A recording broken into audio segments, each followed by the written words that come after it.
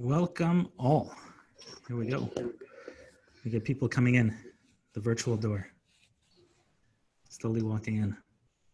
Even the virtual door, like everyone can't walk in at the same time. It's very, very deep. The virtual hints towards the secrets of the actual. Yeah. So we'll wait for people to join. And then as people are joining, I am curious to know in the chat box. Oh, we got Yocheved Saidov. They let you in first. Welcome. She's got beds in high places, though. Connections. She got connections. So I'm curious to know, for those joining, in the chat box, we have both a chat box and a Q&A box, if we can use them a little bit differently.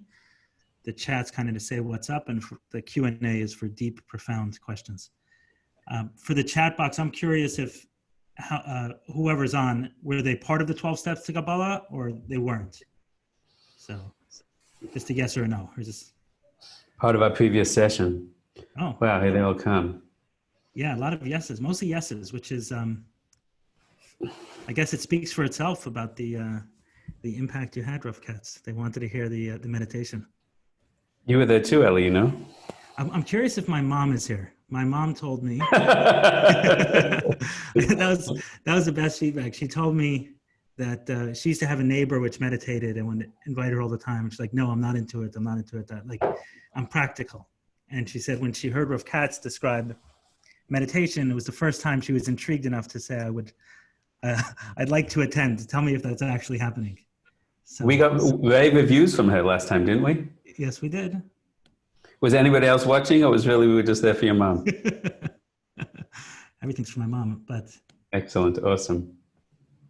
All of the webinars I've been doing, it's like to get her meditating is amazing. Maybe it will, maybe it won't, but to get her open to it, that she's willing to try that, that's impressive.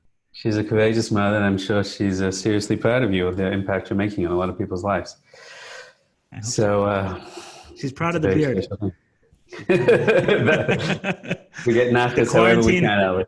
The quarantine/Shira beard. So have we talked about what we're going to do today? Nobody's paying attention yet. We can just chat between us, right? Greetings from Hallandale. For those who joined a little bit later, I'm just curious if you guys were part of the 12 steps to Kabbalah, just a yes or no, or not. Yes was there. Yes. No. Okay. A little more no's. The no's came a little bit later. Okay. So part of the last session, there would have been earlier. It's a no-brainer. Yeah, so we have a little bit of a new audience, but we won't do the whole discussion again. Just the. So we recommend that they watch it if they want to know a little the background of what we're discussing today. You know, about the hashkafic, philosophic, Kabbalistic ideas behind the 12th step. You know, that's something we went in and also shared a little of our own personal journeys.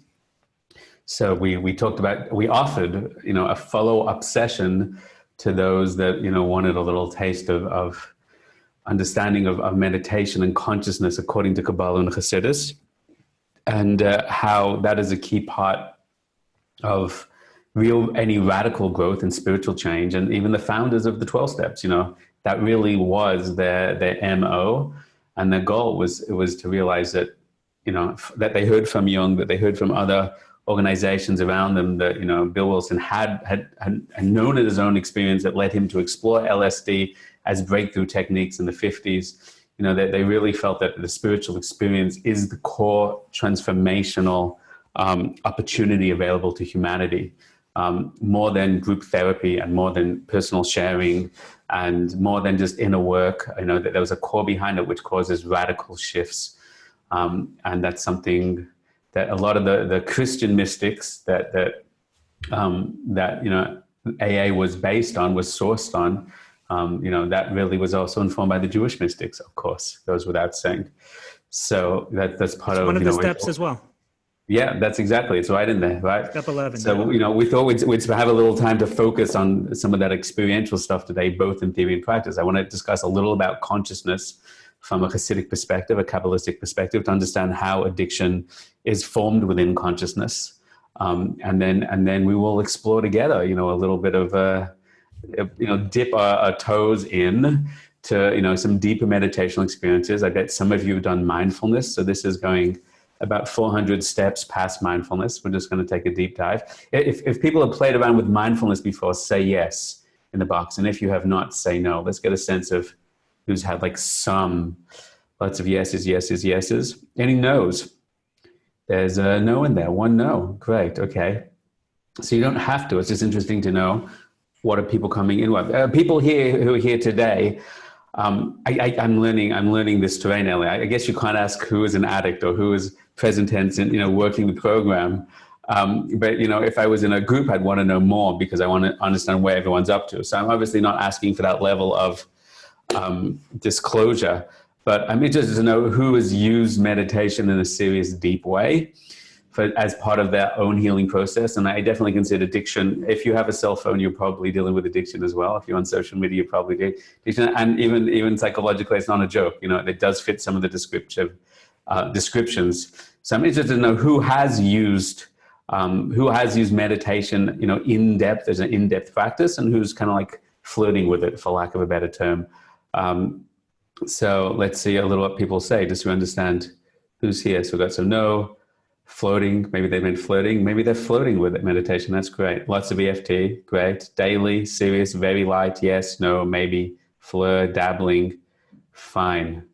It's good to know a little of where we're up to. I see some familiar names and wonderfully lots of unfamiliar names. Okay, Eli, where are we starting today? Where are we starting? I think a little bit in terms of the steps, something I heard. I don't know the reference. Maybe someone on the call knows the reference. They could put it in the chat box. But I've heard that if someone has done the steps and they're struggling, that one of the founders, I've heard in the name of the founder, that their problem has to be in the 11th step. If they've already worked the 12 steps, problem has to be in the 11th step. And the 11th step reads, sought through prayer and meditation to improve our conscious contact with God as we understood God, praying only for the knowledge of God's will for us and the power to carry that out. Unbelievable to me. That is unbelievable. I could talk about why it's unbelievable. I think it's unbelievable. Again, no matter what I say here, I'm definitely probably the most ignorant person in the room about the 12 steps. And thank God in my personal life, I've never suffered from that kind of addiction in that kind of sense. But I believe, as I was talking, last week, in a beautiful conversation with Eli, that if you are a true spiritual seeker and you've been, in this generation, we call it a psychonaut, right? You're interested in exploration of pushing the thresholds of consciousness and all different ways that can be induced in meditation and personal transformation techniques. You begin to understand some rules about reality and rules about consciousness, which transcends Jew or non-Jew or religious or secular or believer or non-believer or addict or healthy person. I don't know if that actually is the opposite, and that's a discussion point. But the core of it is, if you cannot get a breakthrough, it's because you're not opening up your consciousness on a regular level to a divine influx, which is, according to Chassidus and Kabbalah and the Torah, the root and source of all healing, of all transformation, as we began by saying. So he couldn't lay it down more clearly to really say it comes down to meditational practice. And I believe that I believe he says the word meditation and prayer. Is that correct, Eli? Sought through prayer and meditation, yeah, both. Right. So I love Judaism, I love Torah, and some of my best friends are Torah Jews, so I'm certainly not here to offend anyone. But I do believe you can pray and pray and pray for years and it has no effect on your healing. And you can pray and pray and pray for years and a person can still be an addict or still be for lack of a more scientific word, an idiot, right? It's not getting a breakthrough, it's not helping them. And I believe, we teach in the Elevation Project, seminars and retreats around the world, and we literally taught thousands of people. We have an online program as well. And the shift that religious Jews go through when they learn these teachings of daily formal Jewish prayer with no awareness of Dveikus to open their consciousness, versus daily formal Jewish prayer, which is focused primarily on transcendence of consciousness, that divine connection, is the difference between day and night, is the difference between healthy and unhealthy, is the difference of seeing supernatural transformation.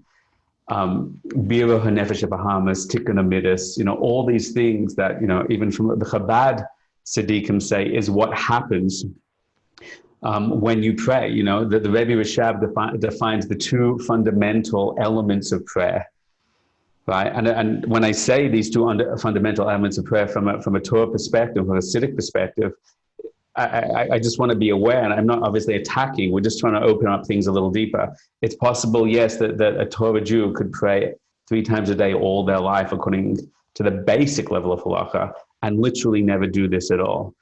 And he defines the two levels as one is deveikus, to experience a transcendent level of consciousness, one and unified with the source of all reality, the unified field of consciousness of divinity, of Hashem, of source. That's the first definition of tefillah. And the second definition of tefillah is bira hanefesh bahamas, tikkun amidus, that when a person moves into a higher state, it causes an influx of light, of energy that radically shifts our trauma, our addictions, our associations, our clippers, our habits, our taiva, gaiva, kinyan, and kavod, our lust, our fear, our jealousy, our pain. And it radically transforms that. So the essence is prayer, but prayer as a dogmatic repetition of external words is not the mechanism that causes the transformation. And I've also met and discussed with people involved with 12-step programs, and they can also, I'm not saying the majority of them, so individuals, they can say, I'm going through the process, but it's not working. And that's because they're kind of doing things, I'm praying, I'm technically praying, right? But that they're not turning on the light within. And I believe that, that's what the Baal Shem Tov very much wanted to bring back to the table, is to show people how to access the states of consciousness, which prayer done in a skillful manner was supposed to awaken and induce. But prayer not done with that would not have that effect. Are you saying it's pointless? Reading a Hebrew prayer book without any deeper connection or emotional connection, I believe it could be argued by already the Talmud that it's pointless. Daniel Katz's opinion doesn't mean very much. That the Talmud says that, to feel a prayer without kavana, right? There's many sources that say this, but it is like a body without a soul, is like a guf without a neshama. The Talmud defines prayer as the avodah shebalev, the service of the heart. It's not the service of just, as the Navi said, speaking words, but not having any connection through them. And I believe that the founder of AA, when he's saying prayer and or meditation, whatever the language he's using, this is the point he's indicating. And this is not theory. I'm not theorizing with you. If you study his history and his journey, he had those supernatural breakthrough experiences. And that is what AAA was set up to facilitate in individuals. When I've been teaching meditation for 10 plus years and experienced many things in my own life before that, that's exactly the message that we're giving, is the message he gave. So the question for me to be the most helpful to people, Ellie and I, you and I are doing this because we're trying to be helpful to people, is the fastest you can teach people to access that light within, the faster you can cause any growth. When people come to me for individual, I don't do this so much anymore. Now we teach en masse. When people wanted like individual inner work, I would only teach them inner work once I taught them how to access that state, because then everything they did after that would be exponentially, impactful. So yes, I believe it's obvious to say, is it doing nothing at all to say the words in a meaningless way? I'd say it's a bit more than nothing. You're doing something because you know it's the right thing. You're trying to connect to it. I'm not here to judge, but if you knew the opportunity that is there, if you just turned on the light and then said the Hebrew words with the light on, that's what the Baal Shem Tov taught, that the Hebrew words can knock you into higher places and states. And that is the healing I believe we're all seeking. Does it make sense to you why the step would be only number 11 after, we discussed it a little bit last week going through some of those steps, but that's a question I've always had. I didn't understand why it's prayer and meditation are introduced so late in the steps. Right. So I believe my understanding as I gave over last week is there is a very clear order that I see he's delivering there. And basically, I don't believe he's saying that as the last step, the 11th step. I believe he's saying in the first, second, and third step, okay, you have to have the divine experience in the first, second, and third step. Then you have to leverage it for personal transformation and responsibility to work through your junk and baggage. And then I believe that those last few steps are about now you must maintain that, right? Yes, a lot of people refer to it as maintenance steps, not as, right. It's not a one and done.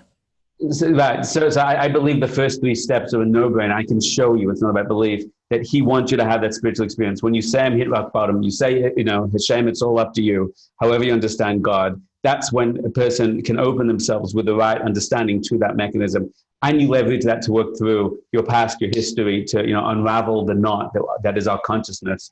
And then the last step is, it's not maintenance as an optional extra. It's maintenance as in this will now bring you not the surviving, but the thriving, that you're constantly on a daily level reconnecting to your source, realigning yourself, releasing the pain, the anxiety, not letting it build up for decades, which causes the addiction, right? And now taking the responsibility to have a life of blessing, of joy, of celebration, because my connection, I'm constantly living aligned. So how do you define the word meditation? And is it the way it's used either through TM or mindfulness meditation, which I think are the 2 most common practices in the world? Right. Is it the same word? Is it the same meaning when you use the word dvekas or meditation?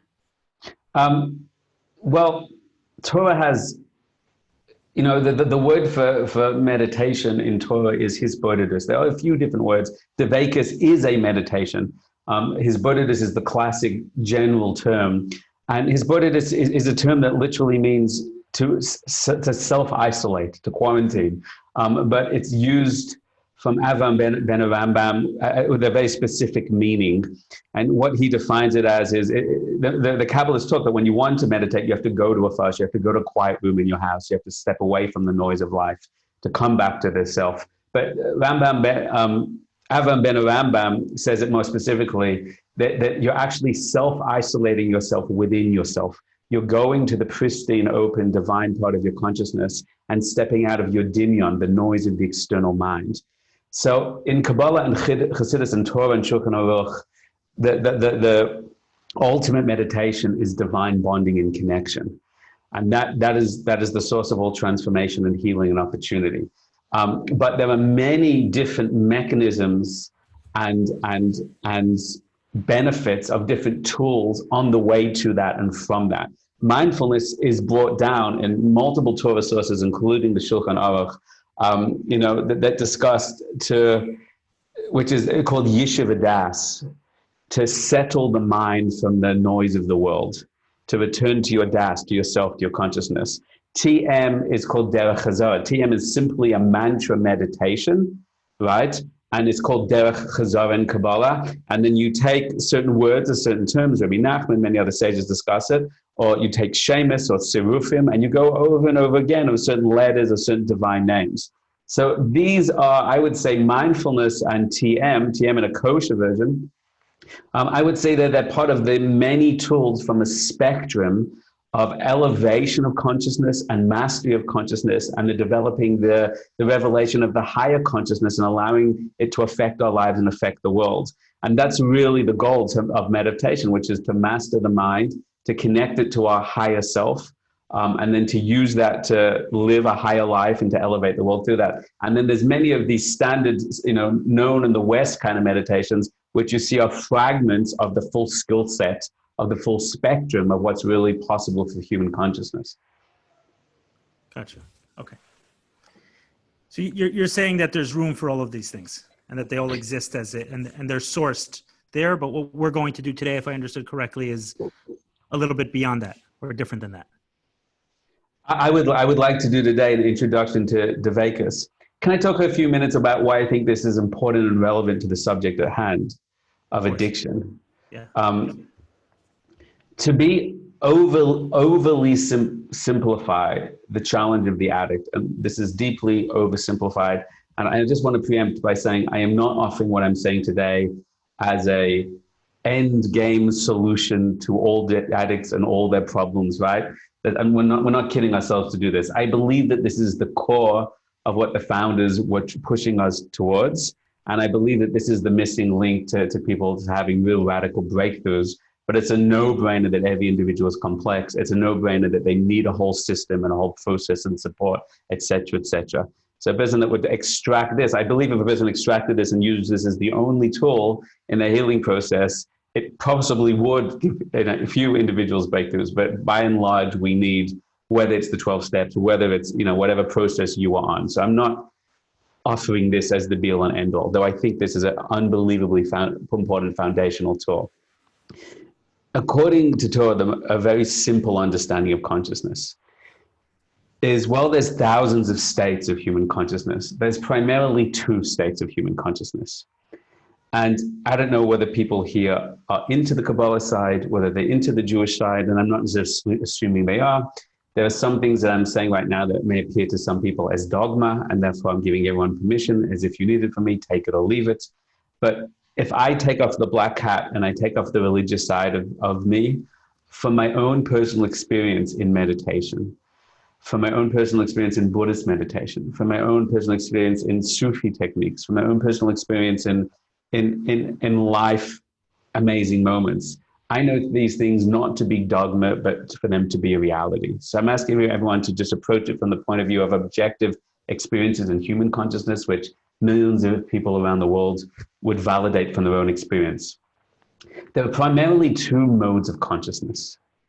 There is the higher consciousness, which is called the divine consciousness, and there is the limited human consciousness. The limited human consciousness is called Das Tachton, which is my normal self, my psychological self. The higher consciousness is called Das Elyon, which literally translates as the higher consciousness or the higher self. According to the Kabbalistic understandings of the story from the Bible of the Garden of Eden, the Garden of Eden is the word Eden means pleasure. It's the pleasure that you get from divine revelation. It's the pleasure that you get from seeing the unity of all things. The highest moment of every single one of our lives, if you rewind and review the highest moments, it's always a moment of sensing the unity of everything, how it all comes together, how the struggle results in the pleasure, of seeing the interconnectivity of everyone, of seeing how the pains and challenges in your life all make sense now, of getting that breakthrough, that moment in the movie where all the questions are suddenly answered in the end and revealed, right? So this is only a wisp, but only a taste of what it's like to be in a state of consciousness where all the reality, all the complexity, all the period, all the fragmentation falls away. It's called the Alma de Cheres, the world of freedom, because you finally see how it comes together and you are one with everything, right? So that is called Das Elyon. And the Garden of Eden, it was actually called the Garden of Pleasure because it was a place, and if you will, a state where the unified human consciousness called Adam Rishon was in that state. But what he did is he partook of the Eitz Das Tov V'Ra, which is the tree of knowledge of good and evil. And these are Kabbalistic code words, not to be reductionistic in Kabbalah as well, for the higher consciousness and then the lower normal human psychological consciousness. The tree of knowledge of good and evil is literally the tree of consciousness, which holds space for both connection consciousness and destructive consciousness. And we are born in a world where the primary definition of our consciousness, the primary schism, is in higher consciousness. I am not just aware of the unity of all things, but I only experience myself as connected to all things. And I don't experience myself as separate or divided or cut off. The fact that I'm on Facebook and someone's getting more likes than me, or someone posts something, they have a nicer car, a nicer job, a prettier wife, and I feel I don't have that because they do, right? All my suffering, all the idea of depression, all the idea of lust is that there's something outside of me that I desire, that I'm trying to consume and get towards me. And I will have pleasure when I get there. But all of that is reinforcing the delusion that those two things are separate from me right now. And all the idea of jealousy is the fact that I don't have that. And all the idea of pain, of loneliness, all the base level things is I am separate and fragmented off from the whole. Fear, the core fears that we have of abandonment, of rejection, of lack of self-worth, Nobody has low self-esteem issues when they're in Dveikus, when they're connected to the unity, because you are one with the perfection. So in Kabbalah, the primary shift that kick-started humanity in the worst sense was the disconnected self from source. And that is where we are born. That's where the hero finds him or herself in this world, in myself. And I want to become successful because now I'm not successful and I have to become that. And if I am that, then I will get worth or value. And until that, I have a low self-esteem and they have more than me. And I'm not fulfilled without that new iPhone. I'm not fulfilled without that car, that job, because I am beginning with a consciousness of lack, with a consciousness of Simsum. And I'm self-aware. I'm aware that I'm stuck here. I'm aware I'm successful or failing. I'm aware I'm caught in my issues. And my awareness actually crashes me further. I remember when I was 16 and 17, I had terrible I don't want to use depression when I'm around people suffering with addictions. It probably wasn't clinical depression, but it was a kind of dark period for me. Because I always felt I had a great depth and a desire to connect to people. And I always felt that I couldn't. I wasn't cool enough. I wasn't something enough. I was lacking, right? And I would go and hang out with friends and I'd want to say something and I'd try to connect and I couldn't get the connection. So A, I didn't get the connection. I felt frustrated. But B, I'm a very kind of self-aware person. So the self-awareness that I wasn't getting the connection made me start to get existential about my failure and realizing, wow, look how I can't connect and look how I'm failing at connection. And that would bring up deeper fear and deeper anxiety, right? And those anxieties would be self-aware and create more anxieties and that would create more fear. And I always used to call it going under. Going under means that we're not just crashing from our problems, we're crashing from our self-judgments, from our self-awareness about our problems, which creates for many people, which is the root cause of depression, of feelings of utter failure. So it's very, very key to know that our hero begins in a sense of, I am separate from reality. I am cut off within myself. I am only as good as my external success. Is anyone relating in any way to what I'm saying? And therefore, the more within the lower self, the conscious self, the normal everyday self, okay? The psychological self, there's two spectrums. I can be emotionally healthy or I can be emotionally unhealthy. And I don't need to tell you all that there's a very massive, ocean of difference between healthy people, right, and unhealthy people. And let's put addiction, right, on the far end of the unhealthy. But I have to, here's the spoiler alert. You can be unbelievably healthy and intelligent and emotionally intelligent and together and successful and still be utterly disconnected from source. And that's an interesting thing. Relatively speaking, on the spectrum of Das Tachton, you're higher, but you're still fundamentally saying that I am successful, I am worked through.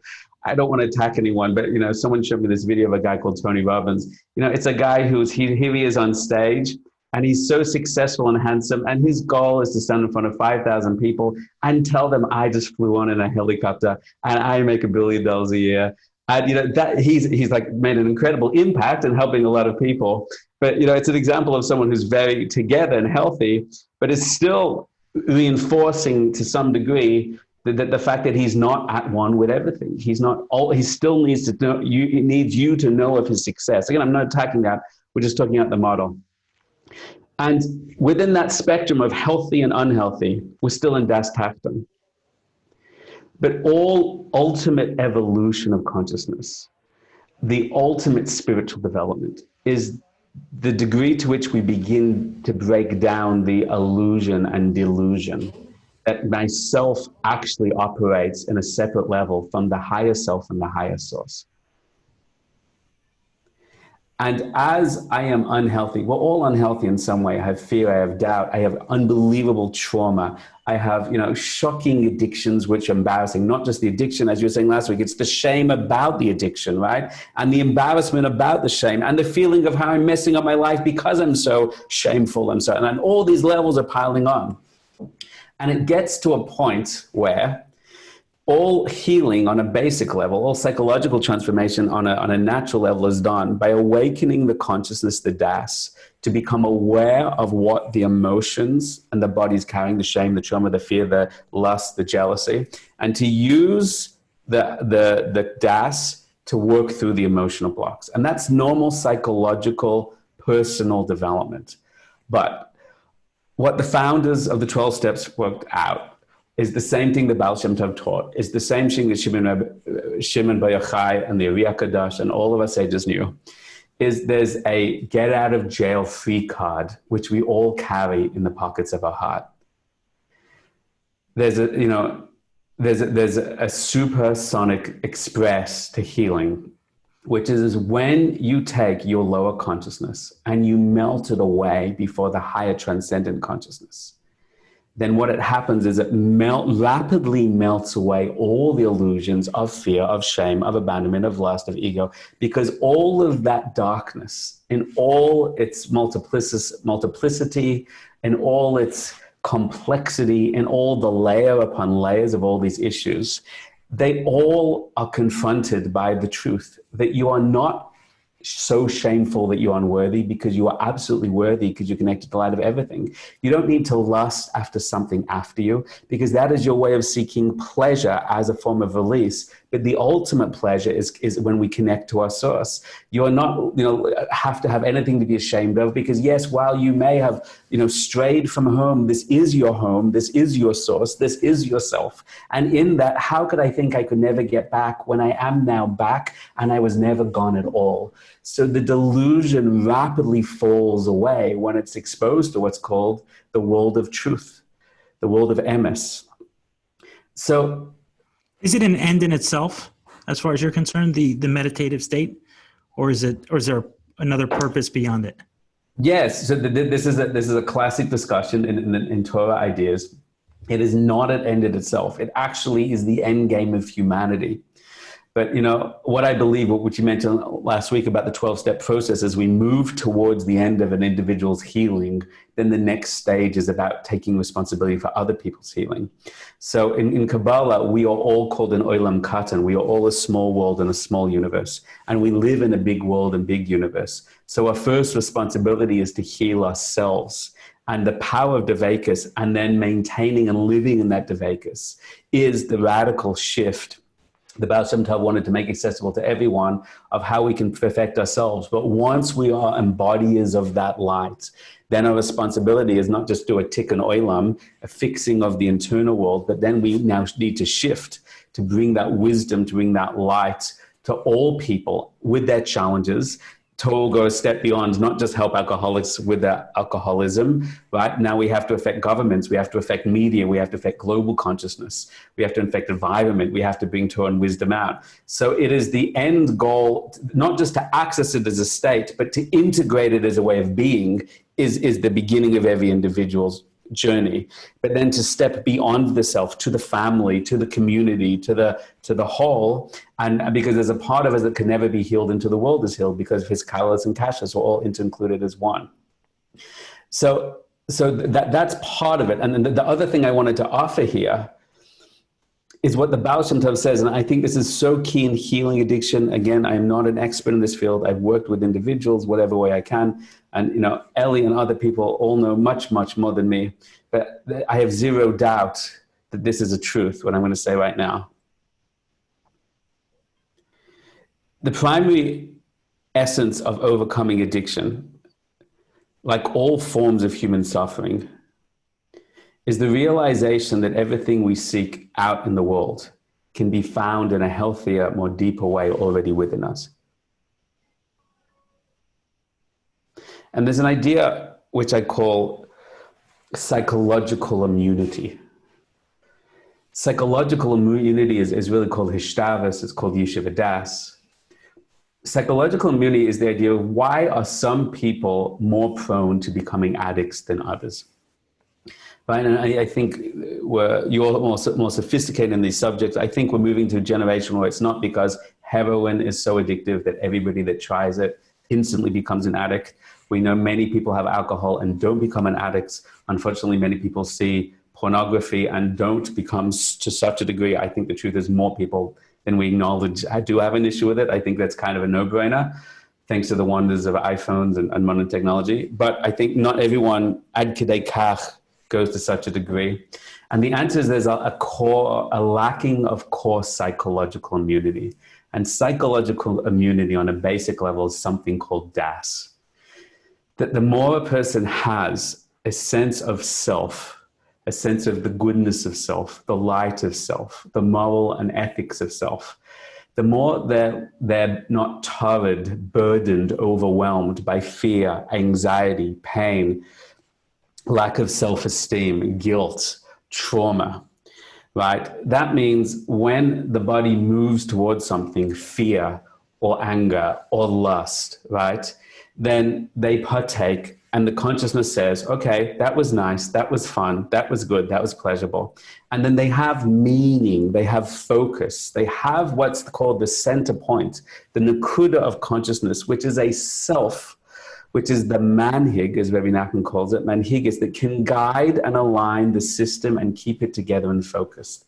But when a person is at their core destabilized by anxiety, by stress, by trauma, by doubt, then they don't have a core self which is guiding the system. That takes down their psychological immunity, right, and puts them in a place of vulnerability. And they only need one thing to tip them over, and then it becomes an issue. Here's the key thing I'm trying to say. May I offer an alternative? Yes, let me hear it. So, and one part of addiction for sure that I found just anecdotally is that everyone has a story in the rooms, right? Some sort of pain.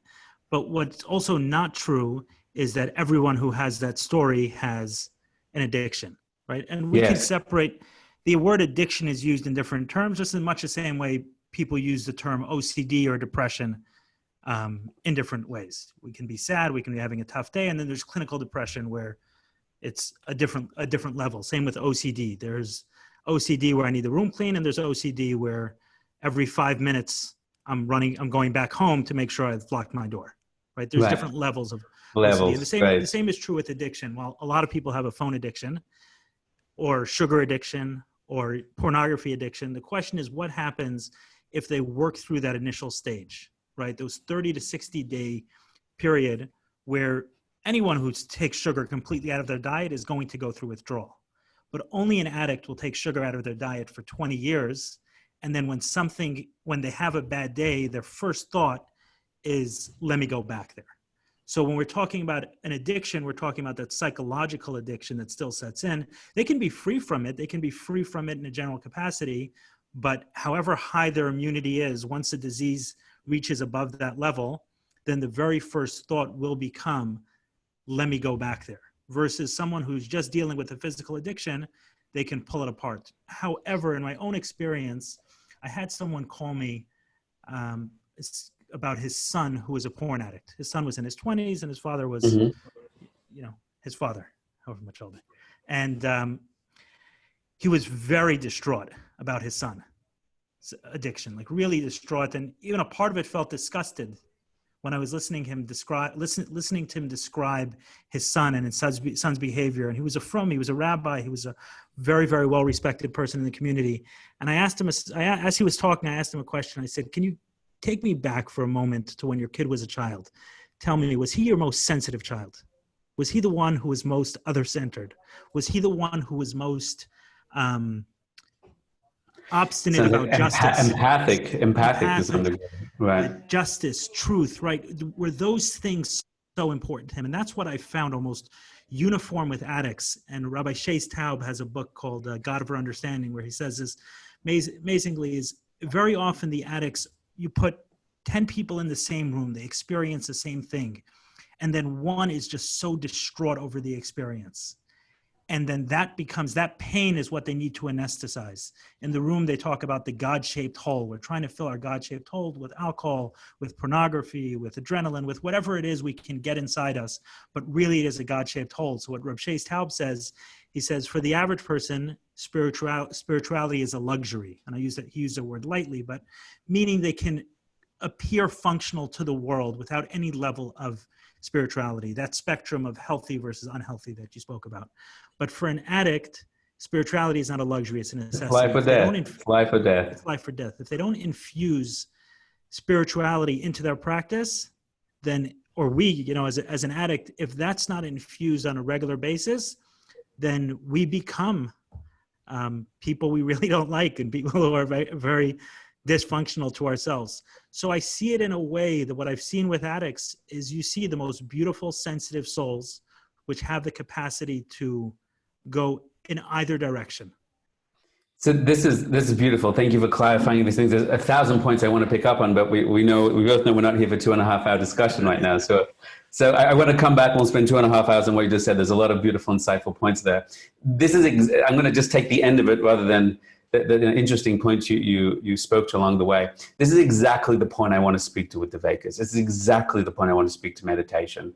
Chassidus 101, everything you're seeking in the external world needs to be generated from the internal world.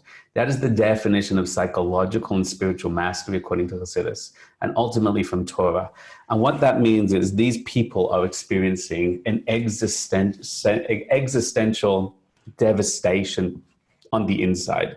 And they are looking to fulfill that, to feel that God-sized hole, is that beautiful term, with something. And everything they are reaching to is called a klippa in Hasidic language of what they want. Sexuality is a klippa of bonding and intimate connection. Right? As we said, music, again, I'm not comparing it, there's some people, get into sex and drugs and alcohol. Drugs are a klippa, a fallen version of the spiritual experience, right? This idea of gambling, gambling, again, I'm not trying to oversimplify complex things, but going along the path, the idea that I can go from 0 to 100 in a simple moment, that opportunity becomes so compelling. They are desperately trying to get out of their das tachton and desperately trying to reach into the pleasure, the bliss, the unity of sexuality, the pleasure of the infinite connection, the breakthrough moment. And they're trying to destroy themselves and escape themselves, and all those things are klippas of Devekus. And Chassidus 101 says the following thing. If you want to eat, let's take a stupid level, right? I want the pleasure of sugar. I want the pleasure of the cake. Why do you want the pleasure of the cake? Because it's yummy, right? But you're probably not going to be destabilized to the nth degree in your life if it's just because it's yummy. But if you have that God-sized hole, the desire for the cake is the desire for pleasure, and the pleasure, Tana Gelaki, divine pleasure, even physical pleasure hints to divine pleasure according to Kabbalah, and it's one step bigger than the vast wasteland that I live in a devastated state of my life. So I reach for that source of pleasure. I reach for the false flirt of pornography. I reach for all these kind of things. I reach for validation. I reach for approval. I reach for likes on Facebook. I reach for validation in the workplace of success because I'm trying to fill that thing within me. The Baal Shem Tov says, and many Hasidic texts say, and it's the core of Kabbalah, it goes like this. If when I reach for that thing, I question, what is it that I truly want from it? And a true addict may not even have that window of thought, right, between the desire and the reaching for the desire. And that window can be developed. To say, if what I want is pleasure, there's a greater pleasure in the world that I don't get pleasure from and then crash. I don't get pleasure from and then wish that I hadn't. And that is the pleasure by not going out, but going up, by not going beyond, but going within. And he says, when you confront fear, when you need covered validation, how many people in the world are going to give me honor now and also in 10 minutes and also when I make a mistake? No one. But Hashem, in the divine light, I feel infinitely valuable because I'm connecting to my infinite value. And therefore, that will boost my self-esteem and release my vacuum of divinity because I'm injecting into me. I don't mean to be crude, but this is the language the Kabbalists use, or Shlomo Melech used, the Hasidic use. I'm becoming the woman receiving the divine light and finding that pleasure and finding that intimacy and escaping myself, my lower self, into the higher self there. And the Baal Shem Tov talks about this in prayer, as does Rabbi Nachman and all the Hasidic texts, Ma'or for sure. And this is the core idea. The desire of desires is to desire. You can't stop your heart from lusting. You can't stop your heart from fearing. You know, it's amazing. People have, most of people's fears is Rabbi Nachman. So most of people's psychological problems is Rabbi Nachman is because of fear. If we could overcome our fear, would be 90% of the thing there. Everyone's running away from fears. Every social media post is, a cute line about how to overcome fears. I've heard that there's a thing called horror movies, and people line up in lines and get $100 million at the opening weekend for a horror movie because people want to be scared out of their mind. How strange, Eli, that everyone's trying to overcome fears, but we will literally pay money to be terrified. Why is that? Because the desire of desires is to desire. We want to feel our emotions. We feel alive when we feel. I want to lust. I want to get pleasure. In marriage, lust is a beautiful thing. It keeps you attracted. It keeps you glued. It keeps you interested and engaged with each other, right? So Torah, and especially Chassidus, said you will always lust. You will always fear. You will always have, you want power, you want honor. These are core parts of the 7 primary emotional traits. The Baal Shem Tov says, the only difference between a tzaddik and a rasha, between the addict and the God and the spiritual master, is not their lust. They both have lust and they both need lust. It's where do they seek to have their lust satiated through? Through somewhere in the gutter or through the infinite divine connection. And when our lust and desire and ego and fears come up, if we teach them in that moment to then find their pleasure and find their source in divine connection, then we rewire the neural networks. Then we rewire our conditioning, our habits of addiction. We're literally trading addiction for Olam Hazeh, for the physical world, into addiction for higher spiritual connection, which is what the Tzaddikim had. The Rambam, Maimonides, says that love for Hashem means that you lust after Hashem like a man lusts after a woman. Isn't that a deep statement about addiction? Right? He's not saying, he's not very Hasidic, the Rambam, but apparently he was. He's not saying kill your lust. He's saying the desire of desires is desire. The lust wants to lust. But what you could do is you could teach it what to be pleasured from. And by the way, that makes lust powerful. It makes it a motivating force. So all addictions are based on desires, which are fragmented and sabotaging and in tohu avohu, going in the wrong directions. And the reason they are so destructive is not because the lust itself is bad. It's just because it's running in the wrong. The word ratzon comes from the word run. Desire comes from the word to run. It's running in the wrong direction. And Torah's response is don't kill it, don't break it, don't shatter it, but don't repress it. God forbid, that's the worst. But through meditation, teach it to run to its source. And then the very force that is breaking you is the force that will now elevate you. And that's the essence of meditation, according to Kabbalah. And that's the transformational power of the higher breakthrough experience is at that moment, all our clippers is the mystical word. It says when the core emotion is there, lust, right? There's lust, the clipper is the one that the lust comes up and says, I want that pleasure and I want that connection. And then the clipper says, well, you'll find it on that website. You'll find it with that woman. You'll find it with that look and that place, right? And if you take off the clipper or you reprogram or recondition the clipper to say the best pleasure, the most highest bliss is divine connection, then you reach channeling. That's called halata midas. And there's 3 steps to that process. But you're now elevating the thing that destroyed you, and it itself becomes a power that connects you. I think from an addiction standpoint, certainly sexual addiction and food addiction, right? The spectrum would be acting out and anorexia, right? So sexual anorexia would be a disorder. People go to, there are people who go to sex addict meetings and they're identifying problem is sexual anorexia. And the same is true, we know it obviously with food, where food anorexia is a food disorder as well. So it makes a lot of sense. They're really destroying and repressing with other emotions to push down the midah, rather than saying the desire Hashem gave me those middas, but there's my self-destruction is not based because I have the desire, that I've mischanneled the desire because of the vacuum within me. Yeah, or the cycle of addiction also has a binge and a purge, right? I wasn't just watching in the 12 steps, it says in the big book of AA, the 2 ways it recommends someone to know one of the ways to know whether someone has an addiction is, did you try to stop? The fact that someone tried to stop is a suggestion that like the binging and the purging. So I'll give you a good way to say it. The binge and the purge is the definition of the Eitz Hadas Tov Ra, that the consciousness is going from one extreme to the other. Exactly. It's caught in a polarizing state. The pleasure is also bad, the good of the pleasure and the bad of, the embarrassment, the shame, but there's no center, there's no grounding, there's no balance. It's just, I'm living in a reactionary state rather than a willful, conscious, mindful decision, which is the healed state, the elevated state. Yeah, I think we should get to the meditation, but I wanted one point before, and then I think we get to the meditation. Sure. I was at a recovery retreat about a year ago, and this young guy, maybe 21 or 22, got up and read a poem that he wrote.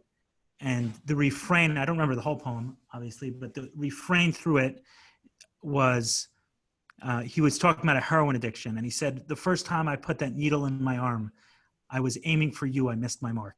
And the refrain throughout the course of the poem was, I was aiming for you, I missed my mark. So deep, very, very profound. Yeah, it's very, very moving. It's an incredibly moving line. And all the secrets are in there, The question that interests me in my journey as a teacher, my journey as a seeker, is how do we take, the parable of the poem and turn it into practical, teachable, experience, the tools and technique. Right? And then that's what interests us. That's what we're doing here, right? I'm interested to know, just like if you're watching online right now on Facebook or here, are you resonating? Give us, what's your takeaway so far? If you're here right now in the box, if you're watching on Facebook, click like or love and share with your friends so more people gain from this. I'd love to just see people share a little one-line takeaway. I will read them later and respond. I'd love to see how everyone's digesting what we're saying.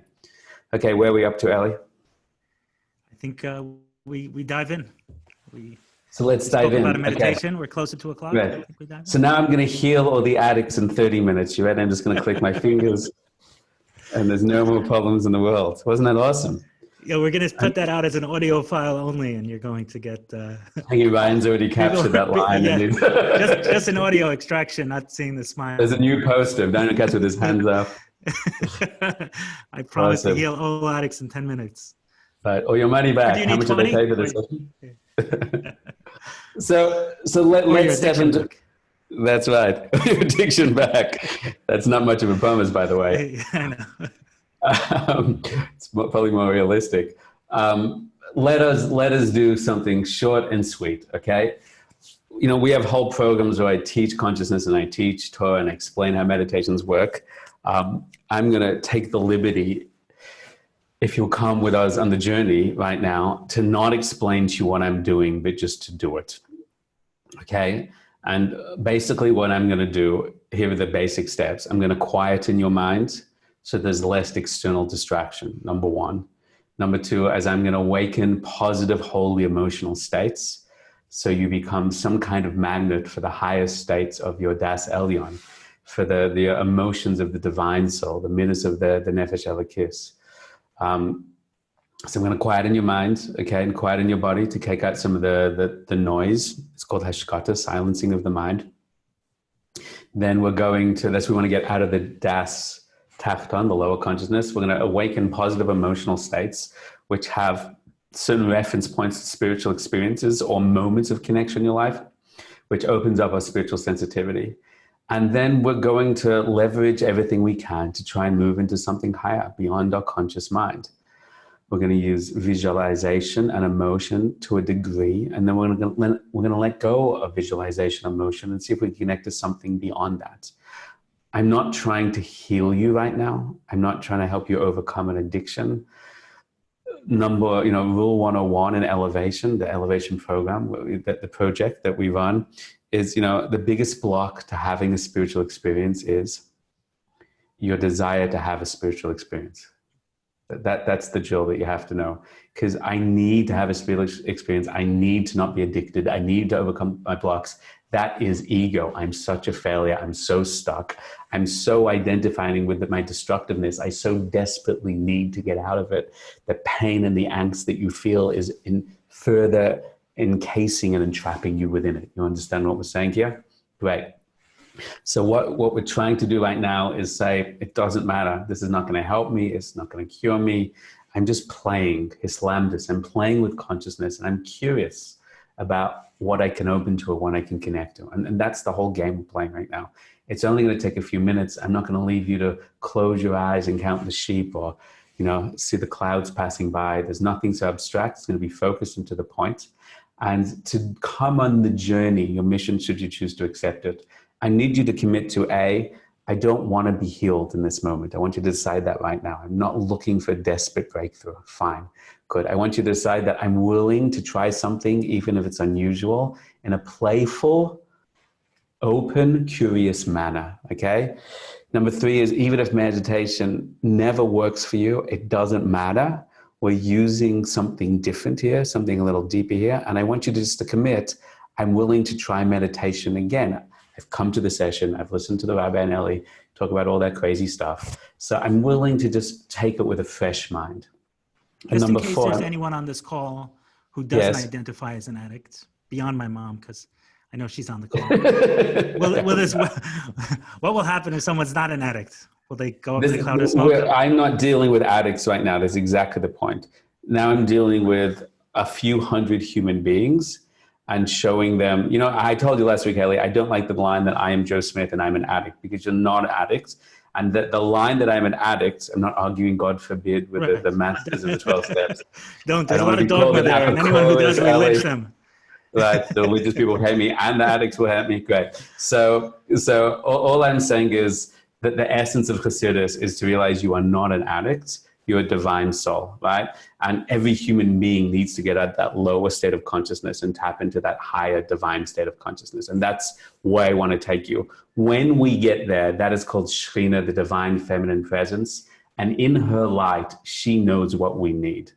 The healthy people, yeah, right. I've yet to meet a healthy person, okay? Everybody's dealing with something. Everyone's family is dealing with something. Everybody thinks that their thing they're dealing with is definitely the worst thing, okay? And when we get to that place, we can ask for the blessing, for the revelation, for the healing that we need, right? But I'm going to teach everyone the same technique that I teach to non-addicts, because we all need the same core. And I think that's a very profound statement, but I can't go into it now. So if you commit to all these commitments, the last thing I want you to do, I want you to sit up straight in your chair right now. Please make sure your phone is off. Please close down the web browsers in general and also now. And I would just want you to take 30 seconds. If you believe in meditation and prayer, if you're following 12 steps or you don't, I want you to close your eyes. And I want you to just trust me on this. Are you ready? I want you to tell Hashem right now, I don't need a spiritual experience.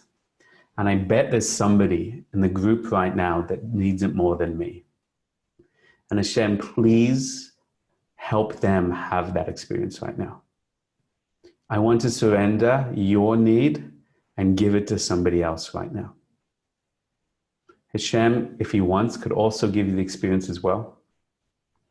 I'm going to be quiet for 30 seconds. This is the only time I'll be mostly quiet.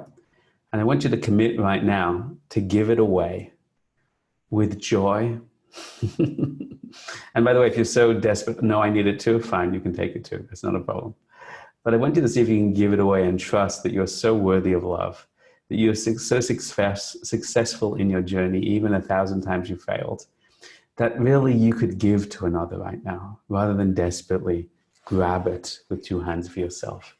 And that itself is healing, and that itself opens you to blessings. Take 30 seconds right now to open your heart, to speak to your source, to your higher self, to God, however you understand him. And I want you to ask that someone else in this group, on Facebook, on YouTube, in the Zoom room, that someone else and many others should get the blessing. Do that now. 20 seconds, go.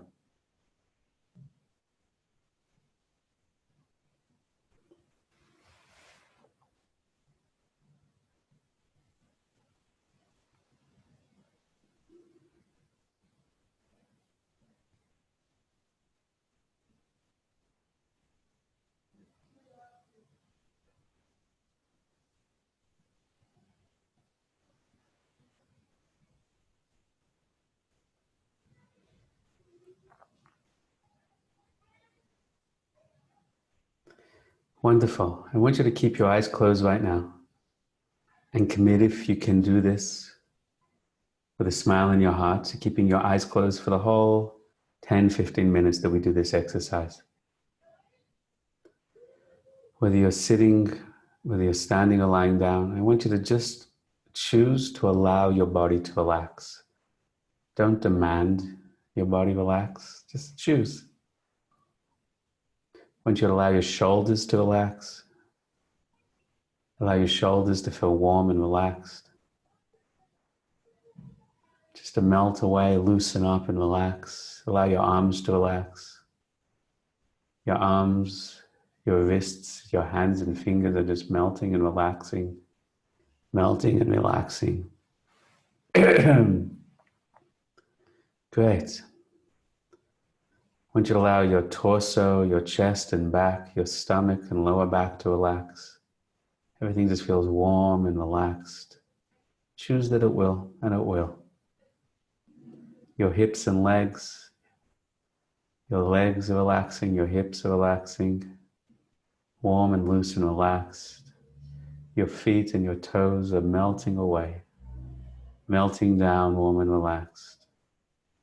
Your toes and feet are relaxed. Your legs are relaxed.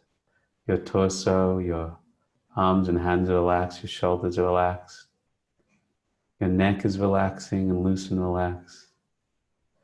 Your head and jaw are relaxing. Your ears and temples are warm and relaxed. Your nose and eye sockets are warm and relaxed. From the top of your head to the bottom are relaxed. Keep your eyes closed. Maybe you're feeling more relaxed. Maybe you're not feeling more relaxed. I want you to know the meditation's going to work 100% either way. There's nothing you have to do right now to be worthy of the higher connection. You don't have to be more relaxed. You don't have to be more holy or more worthy. We're not entering into this experience because of our worth, because of our success. We're entering saying, I'm probably not worthy. I probably messed up 1,000 times. But even now, the truth of the light within is that it's there, is that it's strong, and that we are loved beyond our ability to comprehend, even now in this moment. I want you to right now choose to let go of everything that happened in your history. It is no longer relevant. If anything, it's made you hungry and hungrier for this moment. I want you just to choose to let it go. How can I just let it go? Just choose. I want you to choose right now to let go of everything in the future. All your expectations and needs. I'm not really saying they're gone, but I just want you to make a little choice in your mind. I let it go right now. I want you to choose right now to let go of all your responsibility in the present tense moment. Family, friends, problems, issues, solutions, work, home. Past, present, and future. I want you to choose just to be you. Let the world melt away like wax, till there's just you right now, right here. And it's just us right now and right here. We're about to do something weird with you. It's just a game. Let's play it together with an open mind and heart. The Kabbalist teaches of a mechanism of consciousness called hiskashrus, to bind our minds with others and create new channels of connection, of love, of opening. want you to realize that there's hundreds, maybe thousands of people doing this meditation right now live or watching in future. There's many people right now all around the world doing this. And they're here right now in this moment like you are because they're searching, because they're hoping, because they're yearning, and primarily because their divine soul is strong within them. So let's not do this alone. Let's not think it's just me trying to have a breakthrough. Let's unite in the collective light, the light of our other's divinity. On the count of 3, I'm going to count to 3. I want you to choose and believe that your soul is connected to the soul of everybody else joining us for this meditation right now, wherever they are on their journey and in the world. We're going to choose and believe that our souls are one, that we are one soul with one purpose. And at that moment, I will share my light with them, and I will receive an influx and blessing of all their light to me. And that will bounce back and forward as a kind of reciprocal current to empower all of us. So we're going to do it right now. Are you ready? On the count of 3, simply choose and believe that we are connected together. I choose it and I believe that it's true. And let Hashem put the chords together and work his magic. 1, 2, 3. Choose and believe it. Go. Great. Now I'm going to count to 5. And when I get to 5, I want you to choose and believe that that connection is even stronger. I want you to open up your palms of your hands in a receptive mode, to shine the light of your soul to them and the light of their soul to you. I'm going to count to 5. As I count to 5, we're just turning up the volume on the connection. 1, 2, 3, 4, 5. Whether you believe in Hashem or not, he's still there. He's still there in infinite light.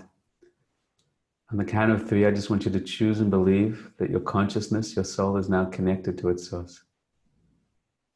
And now you're open to a divine influx. 1, 2, 3. I'm going to count to 3 again. I want you to choose to strengthen that light and that energy. 1, 2, 3. I'm going to count to 3 again. I want you to choose that Hashem's light will pour into the collective consciousness of this whole group right now, flooding each of us with the light and blessing we need. Don't think about this. Don't rationalize this. You don't need to understand this. Just choose it and believe that it's true.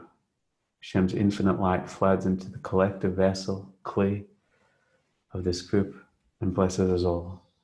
If it helps you to visualize, see a light coming down and pouring into the collective souls and hearts of this group. 1, 2, 3. Wonderful. Choose to strengthen it even more on the count of 3. 1, 2, 3. Wonderful. Right now, I want you to think of a moment in your life where you felt loved. A memory of a moment in your life where you felt love in general, love from another or love towards another, when your heart felt full of love. If you don't have one, ask Hashem to reveal one to you. I'll give you a couple seconds to find a memory of deep feeling of love.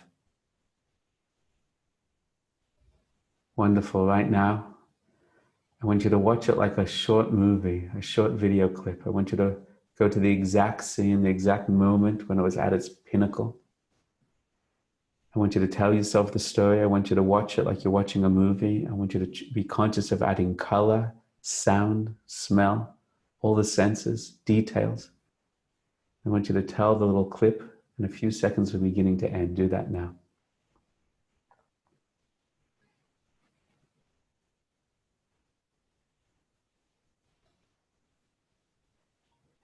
Watch it, experience it, the moment of tremendous love to another or from another. When you get to the end, I want you to go back to the beginning and watch it again. Each time add color, add details. Allow yourself to feel it in all its depth and glory. Then go back to the beginning and watch it again.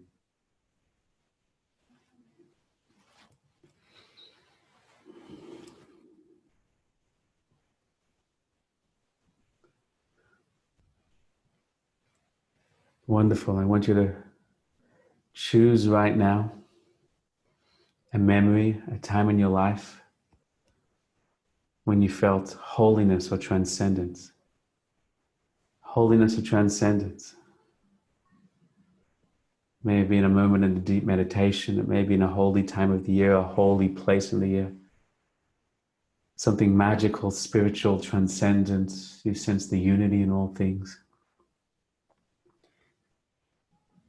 Remember that idea, then rewind and play it, then rewind and play it. Do that right now. Add details, colors. Experience it right now.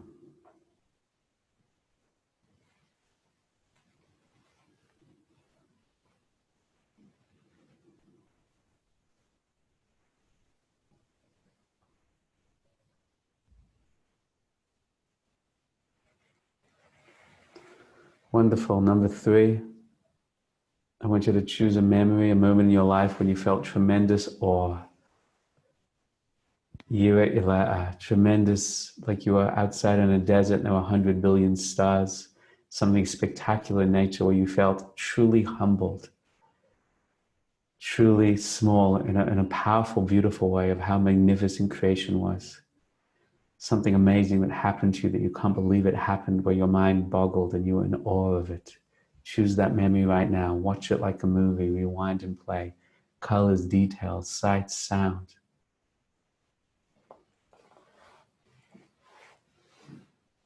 Fill in the details. Rewind and play.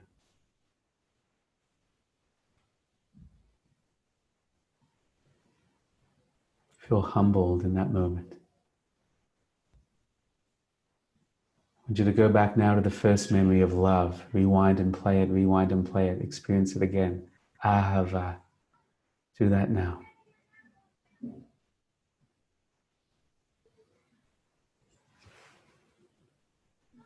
Awaken that ahava, awaken that love.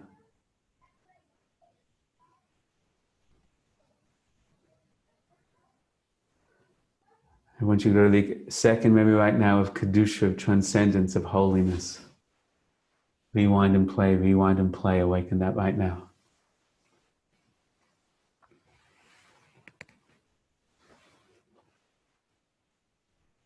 Maybe remember another moment where you felt holiness and transcendence. Bring that in right now and add it in details and technicolor, surround sound.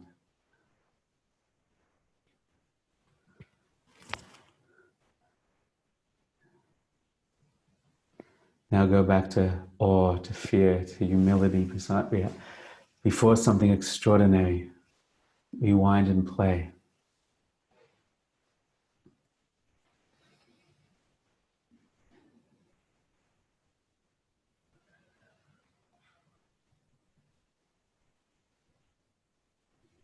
Now go back to love. Ahava Rabba, love now. Do it again.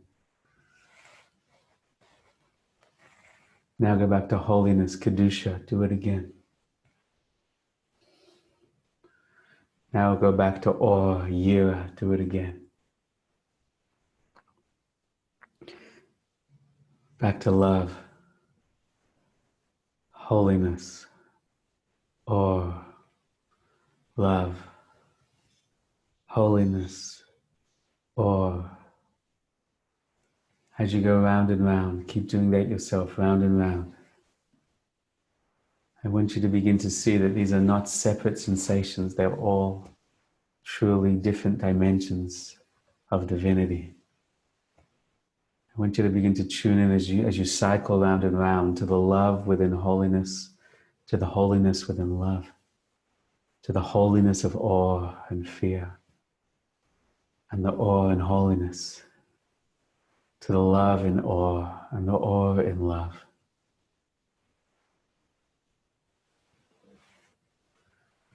And I want you to begin to realize the truth of these 3 moments, each of these was a gift, a conspiracy set up by Hashem to reveal to you a taste of his love, a taste of his holiness, a taste of his awe. Each one is an infinitesimally small sample so that you will yearn for a greater love, a greater holiness, a greater awe. And I want you to begin to see that that whole situation of each of these situations was set up by Hashem. And now as you go through each one, I want you to see the reality of them just melting away, of love, illuminated so much that it melts away and you just fall back into infinite divine love. And then go to Kedusha and see that scene in the time and all the physicality of it. It just becomes so illuminated that it just melts away, and suddenly in the reality of holiness, which is at one with that reality of love, and so too with fear, all the stars melt away. It was Hashem kissing you with awe. And see all of them forming as a light above your head, a keter, a crown of the unity of love, of awe, of holiness. And allow your body and your head just to fall back into that awareness.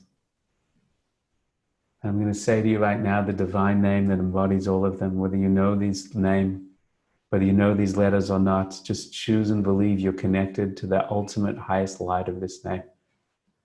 And trust and let the light come to you through your belief alone. Yud, Hey, Vav, and Hey. Yud, Hey, and Vav and Hey. If you know what the letters look like easily, you can imagine them filled with the light of love and awe of holiness. Yud, Hey, Vav, and Hey. And let your body relax and fall away, and your history relax and fall away, and your expectations of the future relax and fall away, and your needs of the moment relax and fall away. Yud, Hey, Vav, and Hey. And now as Kashrus again, I want you to choose and believe on the count of three. We are all connected as one heart and soul. Ish echad b'lev echad. If you don't know what that means, your soul does. On the count of three, I want you to shine the lights that you're radiating now to everybody else in this group, in the present moment, and those watching it in future. And I want you to receive from all of them right now the lights, back and forward. Give it and receive it and shine it back. Choosing to believe it, we're all connected. 1, 2, 3.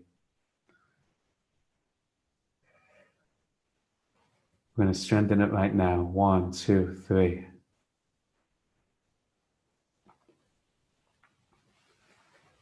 I'm going to count up a ladder from 1 to 10, and we're going to ask Hashem to turn up the lights, the Kedusha for the whole of the group. Every time I go up a number, Hashem himself is just going to illuminate us more and more. There's nothing you need to do but ask and trust.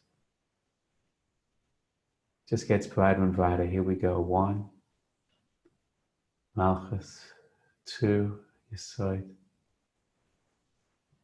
3, Hoid. 4, Netzach. 5, Teferes. 6, Kavod. 7, Chesed. 8, Bina. 9, Chochmah. 10, Keter. The light of the crown is activated within every single one of us. Fall back into it.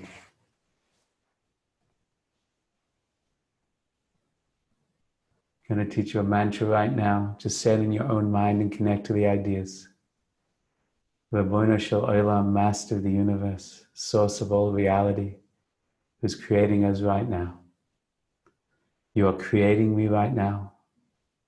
My body, my heart, this light. You willfully want me in existence right now because you love me and believe in me. You are giving me life right now, pouring consciousness and energy into me.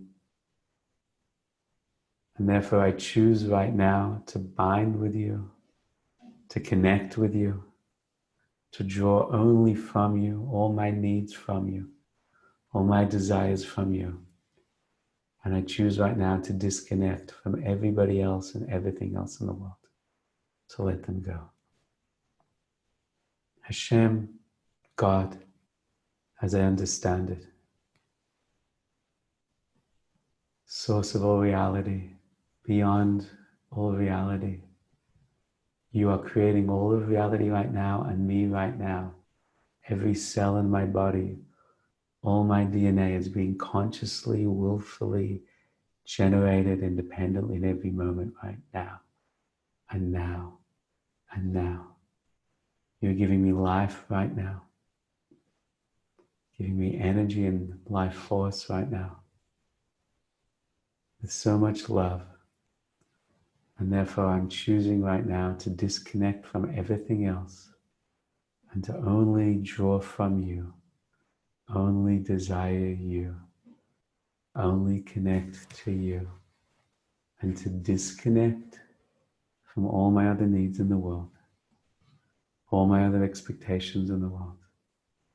I willfully let them go. I release them.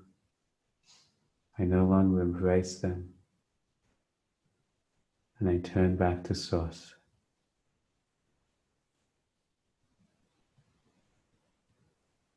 The Ribono Shel Olam, Master of the world, Source of all of creation reality, that transcends Yud Hey Vav Hey, outside space and time. You are creating us all right now with love, because you believe in us. You're giving us life right now, because you know we have strength and courage to choose life on the highest level, to live life on the highest level, no matter what we've been through, to step into light and life on the highest level. And therefore I choose on every level, physically, genetically, emotionally, intellectually, belief, spiritually, supernaturally, energetically, historically, to only connect to you, to only draw from you, and to disconnect from my history, from my trauma, from my addiction, from my lust, from my doubt, from my envy, from my anxiety. You can do it. Recreate me right now.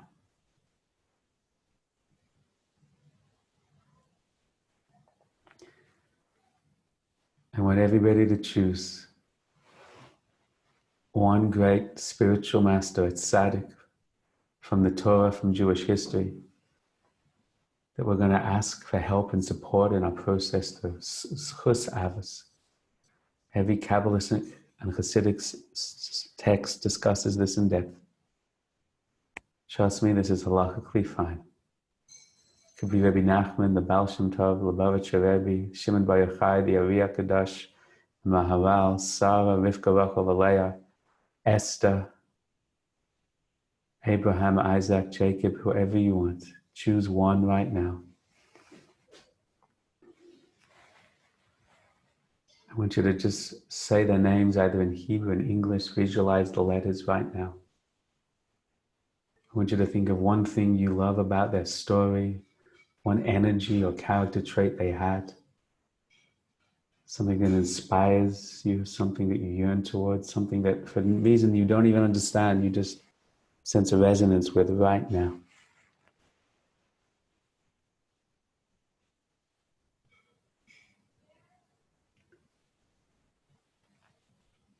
On the count of 3, I want you to choose and believe that they're here with you right now. As Cassius, as a deacon.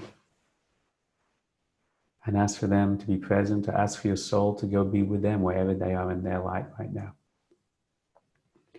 Only tzaddikim, only known tzaddikim. Here we go on the count of 3. Choose and believe you're connected to them right now. 1, 2, 3. Strengthen it right now. Choose and believe we're open to their presence right now. 1, 2, 3.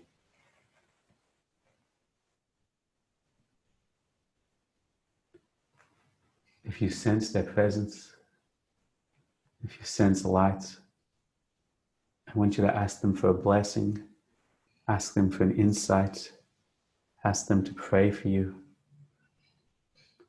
You can ask and imagine they're putting their hand on your head to give you a blessing. If there's something you want their help with, remember that Tzaddikim, the only power they have is the power of Hashem. But because they're in a higher spiritual place, they're able to pray for us, they're able to be channels of light for us. Right now, I want you to ask them for any blessing, any guidance, any insight. Take a moment to interact with them, ask them a question. If you get a response, you understand, say thank you. If you don't, ask for clarification. Take a moment for that interaction right now.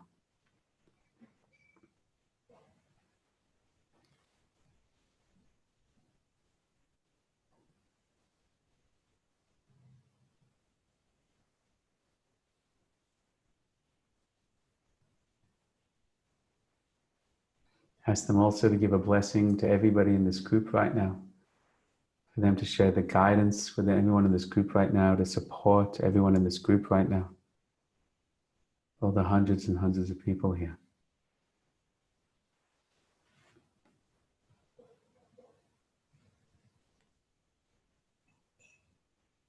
If there's anything you need to know about how to get the breakthrough you're yearning for,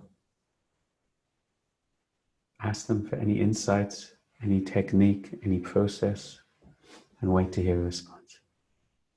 If you don't get a response, Hashem still loves you, it's okay.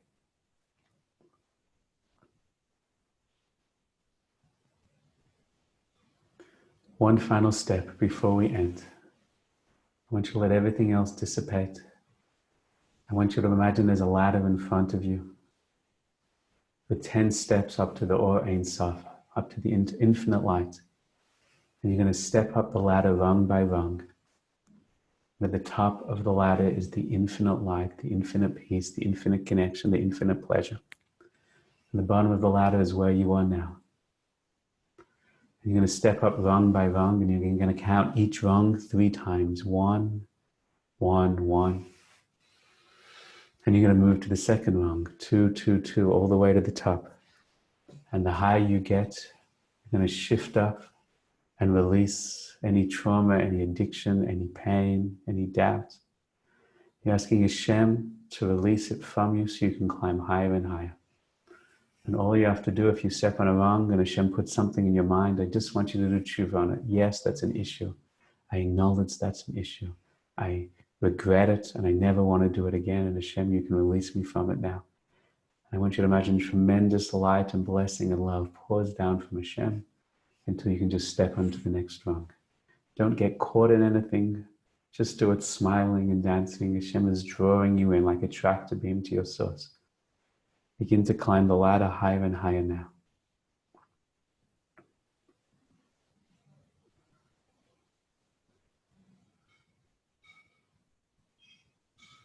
Higher and higher.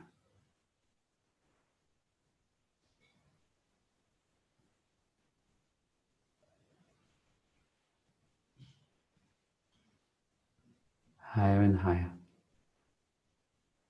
If you can't release something, just throw it off the ladder and ask Hashem to release it for you. And trust with all your heart, He can and He will. Know that He can and He will. And then keep going. Don't get stuck in the process, higher and higher. More light, more love, more unity, more connection. More light, more love, more unity, more connection. Yud kametz, Hey kametz, Vav kametz, and Hey kametz. Yud kametz, Hey kametz, Vav kametz, and Hey kametz. Yud patach, Hey patach, Vav patach, and Hey patach. Higher and higher, keep going. Yud patach, Hey patach. Vav patach and Hey patach. Yud tseve, Hey tseve, Vav tseve and Hey tseve. Yud tseve, Hey tseve, Vav tseve. Yud chalem, Hey chalem, Vav chalem and Hey chalem. Yud chalem, Hey chalem, Vav chalem and Hey chalem. Higher and higher till you're one with the light. Yud Hey, Vav, Hey. Yud Hey and Vav Hey. When you get to the top, You're going to have 1 minute there for your own personal dialogue with Hashem.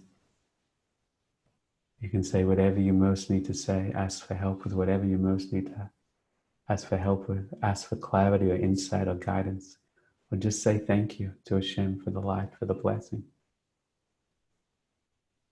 1 minute for your own personal prayer now.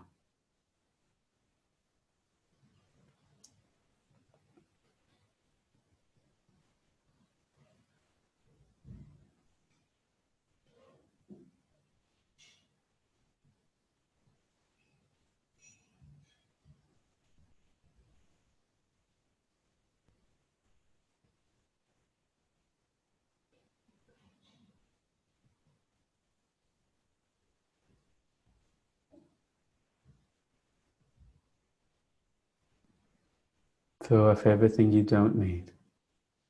Let it fall below. It's the infinity below, and it's gone and goodbye. You're free now. My name's John, and I'm a divine being. This is the true me. I am home.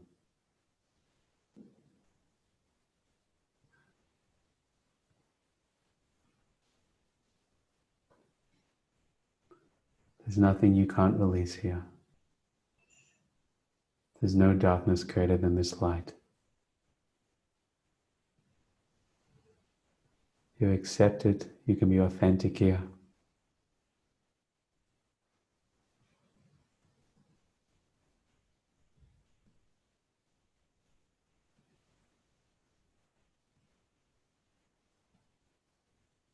Coming back down from 10 to 1.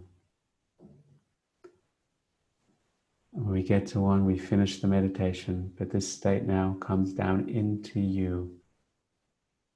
This is the true you, comes into the mind and shifts and heals and releases the beliefs, into the heart and shifts and releases and heals the emotions, into the body, into the genes, into the neural networks, shifts and releases and orders and heals them. You don't have to do anything. Just smile because Hashem can do that. And trust that He is. 10, 9, 8, 7, 6, 5, 4, 3, 2, 1.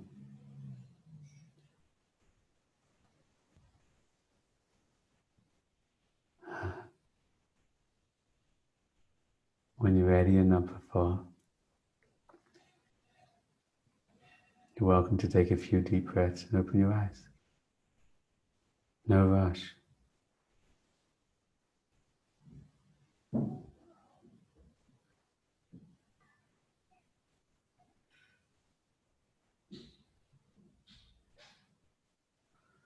Thank you.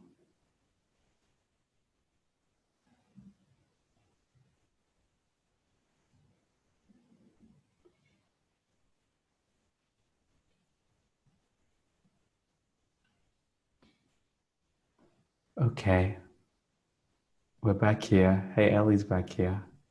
Made it back. Landed. I would like everyone to share one line in the box of what that was like for you. Ozzy says that was a mind-boggling experience. It also says amazing, exclamation mark. Judy, thank you. Jason says, thank you, bravo, very beautiful. I can't read the names. Thank you. Oh my God, awesome. A wonderful dichotomy between peace and ecstatic joy, pleasure, connected, Baruch Hashem. Needed that, believing, landed, thank you, connection. Wow, awesome, amazing, wonderful, feeling, healing, unbelievable, wow, hard, wow. I can't read them. The serenity, going fast. How are you doing there, Ellie? Good. I feel like I landed. That was me. The road landed. That was that bump. If you're on Facebook, please write what that was like for you. A few sentences, I'm going to get to them. Well, these are going tears, mesmerizing, incredible, amazing, transcendent, cynicism melting away. Well, that's just the highest and most healing. What was that like for you, Ellie? What was it like for me? What was I think the portion that kind of took me there was where you were going through the different emotions of love, fear, and love, fear, and holiness, right? Like, and then at a certain point in time, I had an image for each, but then as just before you said that they're all connected, I was like, wow, I have an experience where I kind of feel all three. So Boom. That opens us up to a deeper right. Then you question. said that, and I don't know, it was something about that like those emotions that kind of. Right. So you see how a little, I mean, people are getting mind-blowing tears, all these things. Wow. Do people sense a little that at some point, at the beginning, I'm in my mind and I'm in my thoughts, right? And I'm using imagination, it feels nice. But many people, give me a yes or no, people, if you felt that there's a moment where you got out of yourself, you weren't just imagining or questioning or seeing it ecstatic, or there was a moment when you were suddenly beyond and you were suddenly gone, yes, yes, yes, yes, out of self, yes, yes, yes. And at that moment you were bonded. Wow, look at that. It's coming out of this world for sure. Absolutely. So that's the source. The Baal Shem Tov would say that we're chasing an addiction, that we're chasing with lust. It's the infinite pleasure, the infinite connection, and my anxiety and my low self-esteem, right? Now, let's plug that into that. That's the first 3 steps, but it happens at an even higher level. That's possible. That was just an entry-level introduction. But if you maintain this every day, it absolutely radically shifts the imbalance of consciousness to desire and puts your consciousness and your light back in the driver's seat. And then over time, it whittles down and releases negativity. Now, I'm not claiming that people are no longer addicts, but I can tell you as a fact, having taught thousands of people these techniques around the world, there are literally people like the founders of AA who, when they do that meditation, I've seen them, they literally in a moment do change. And while that's not your goal, it speaks to the power of the higher self to relinquish the suffering and release of the lower self, so to speak. And that's the core, and it's innate, and it's within you. And you can literally train that every time the lust comes up, if you go to that state and rechannel it, and there's a specific technique to do that, then you slowly recondition, reprogram, rewire. Your lust for porn literally becomes a lust for the highest connection. And the Siddiqim say, Elliot, it should be said, when we're discussing these things, that some Siddiqim became Siddiqim because they had such a powerful lust within them. That it actually was that force towards destructive lust when we channeled, that the same energy drove them to great spiritual heights. And I wonder whether what you said before about these are, I can't vouch statistically if it's accurate, but I totally resonate the idea that these are people that are more spiritually sensitive, they're more spiritually hungry, right? It's that desperate seeking, which if we channeled would actually take them into being extremely high and elevated spiritual masters and potential teachers. And I believe that's one of the things that interests me in doing these sessions with you and reaching out, that these are people that have greater spiritual potential, and the very thing that's destroying them is the channel. If you know anything about the middle of Yesod, Sadiq Yesod Elam, it's a little Kabbalistic, but the definition of a tzaddik is he's called Yesod, and Yesod is the sexual organ. So he becomes a channel of energy like the sexual organ because he rechannels the connective organ of Yesod to divine connection. And therefore, the greater the lust, the greater capacity for divine connection. That's a pretty deep thing. That's the Yosef Ascetic, but that's a little out of the realm of what we're doing tonight. One of the things that came up when you said to release all responsibilities, right, for a second. So in that state, right, you almost have to go to a place that I don't identify with being a father or a business owner or all of those things. So at that level, the same way I'm not identifying with being a father, I'm not identifying with being a business person, I'm also not identifying with being an addict, meaning there's room for both. It's not a it's an oscillation. It's an oscillation. A mother needs self-care time to not be a mother so she can return to be a better mother, right? She needs to be able to step out of that role that she's playing back to the self. So that's not like, it's not irresponsible to say I'm stepping away responsibility. Sometimes psychological health demands you take a holiday, you take a break, you enter into that meditative state. That's why Jews step out of work and step into mincha. And our sages actually teach us that the greater miracles come in the middle of the day when you step out of work, the harder it is, right? So it's not irresponsible to remove yourself of responsibility, because the point is to reconnect, to come back clearer, more powerful, into your responsibility with dash, with strength, I'll find out when I turn off the meditation that the sales team was on fire while I was gone. Yeah, you let me know whether those stocks go through the roof. I'm going to buy shares in you. This could be considered inside trading, but we're willing to test it out. That's fine. I would love to hear from everybody. It's on Facebook. It's on everywhere else. There's no insider. Oh, wow. We gave it all away. Fine. It's not insider when it's on the outside is what you're saying. Yeah. Great. So there's so many comments, mind-blowing sense of profound power to heal the world through the complete physical shutdown.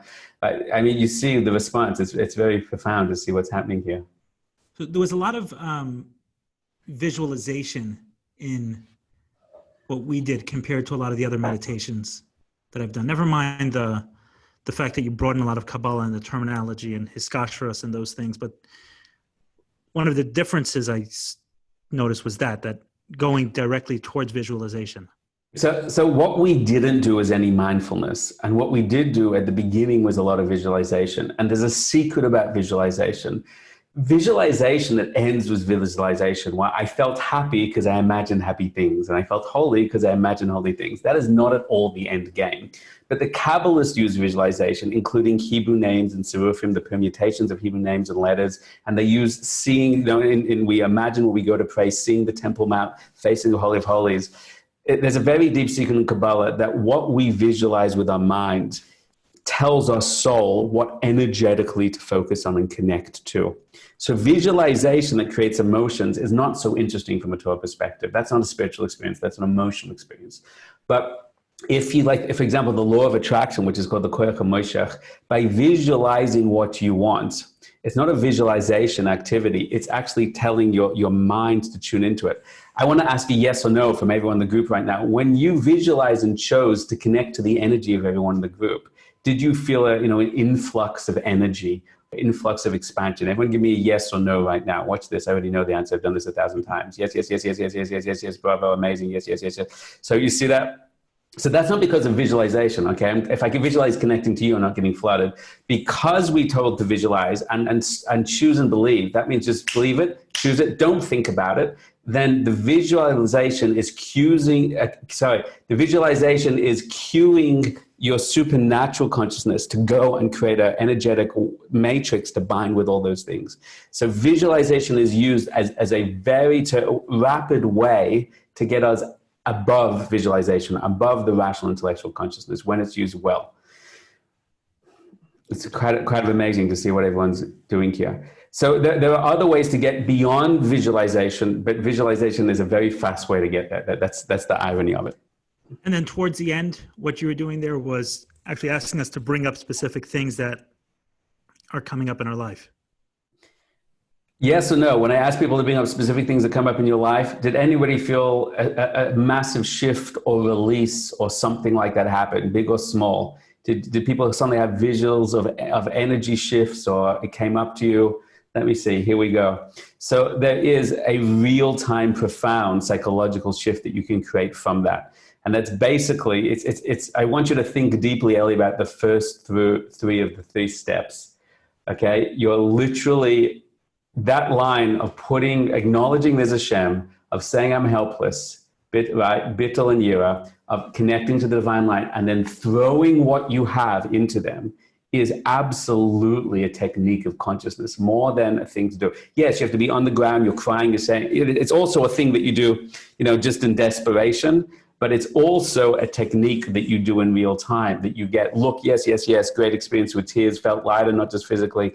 It's you begin to literally release it and throw it off. It's radical transformational therapy is what it is. And it does have a long-term effect.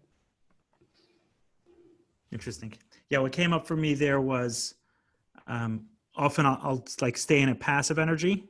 And then when I'm out of it, I go into a very aggressive fighting energy, meaning I'll take a lot of, like just in my life, right? I'll take a lot of negativity from people up to a point, and then I go into an aggressive fighting mode.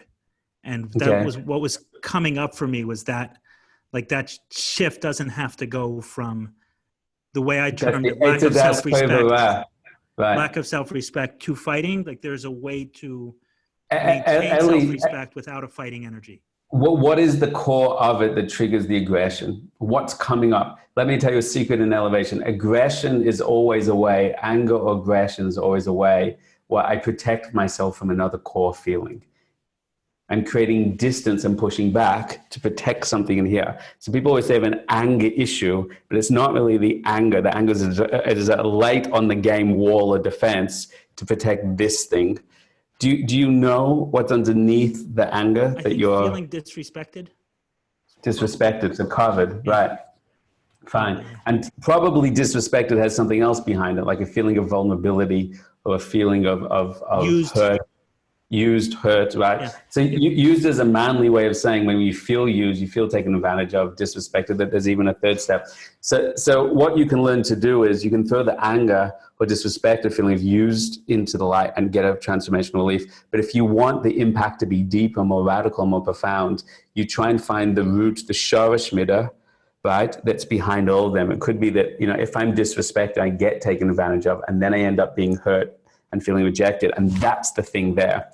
So the faster you can take the light, the deeper you can take the light into your heart with that authenticity and vulnerability by stripping off the layers, then the more radical a shift you can generate for yourself.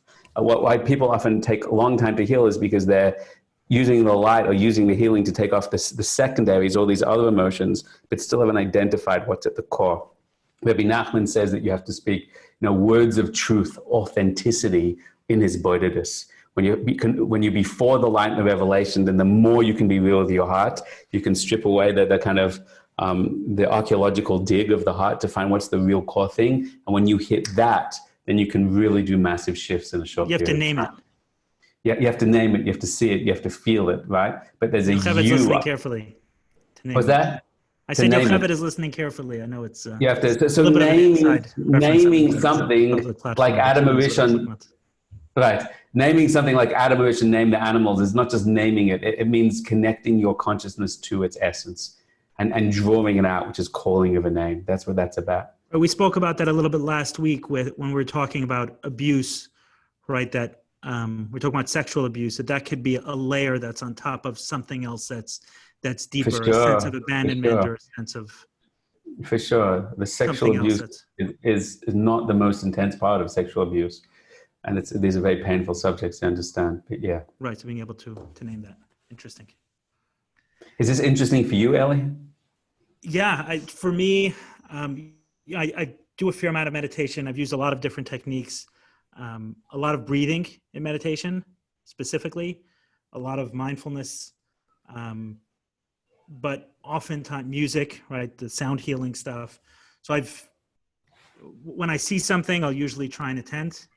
And then, but this is, I guess, a little bit different when I feel like I'm able to let go a little bit more when there's the Jewish aspects there. It's like permission to release just a little bit more. Just knowing that some of it comes from places that I may not be as comfortable with, or sources that I may not be as comfortable with if I knew, but maybe it's a subconscious or unconscious. I have no idea what it is, but this allows me to, I feel, go a little bit deeper and to really release into it without that little voice in the back of the head that says, how do you know the energy behind this? Behind that, totally. I totally hear that as well. It was definitely an existential release for me to, find this so richly in our own tradition. Right. I mean, for me, I think I mentioned that last week, is finding that unity between the truth that I found in recovery. And I like that you say that it's not, you're not looking for godliness or religion or anything, just objective truth, right? This is, right? You don't have to believe it for it to exist. If Torah and Kabbalah aren't teaching us objective reality, then they're just teaching us dogma or perspective, which is nice. And I may like that culturally. But, Kabbalah is called the wisdom of truth.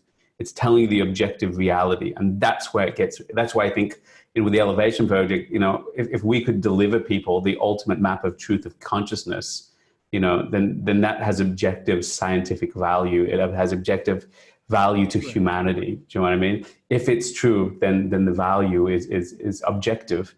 And, it's a science of consciousness, a science of the mind. So that's the part that interests me. Otherwise, it's just a belief and a religion, a perspective. And there's lots of them. Finding that truth sourced in Judaism I've always enjoyed. You know, when you asked to bring up a tzaddik, the one that I brought up was the Ari, not because I know him that well, but because there's a prayer that he recommended saying before Krishma, right?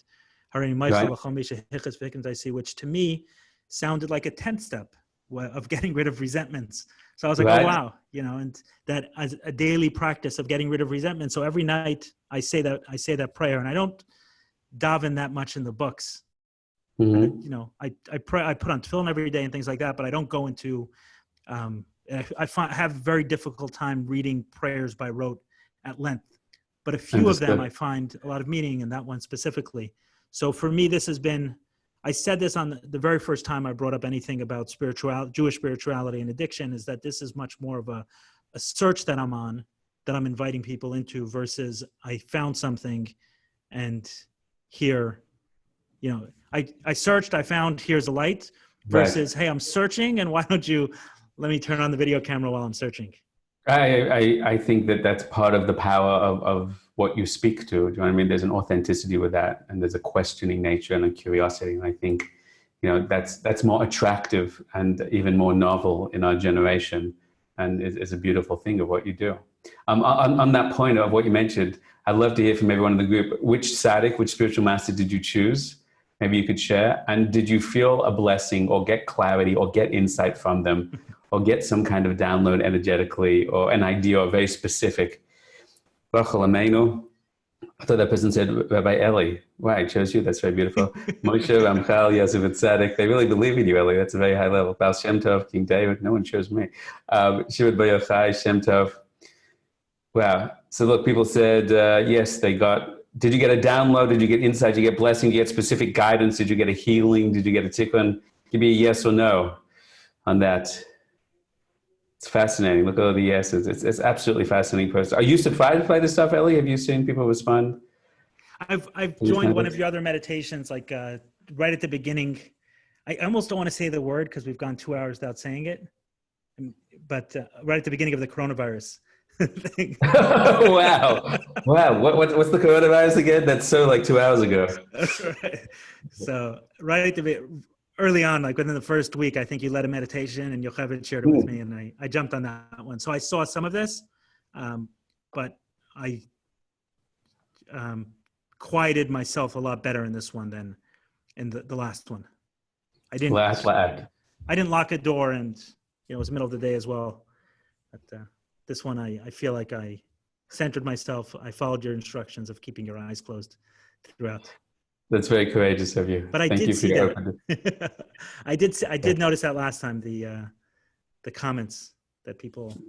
It's fascinating. It's fascinating what it does. Okay, wonderful. Are we doing questions or are we done now? What happens next?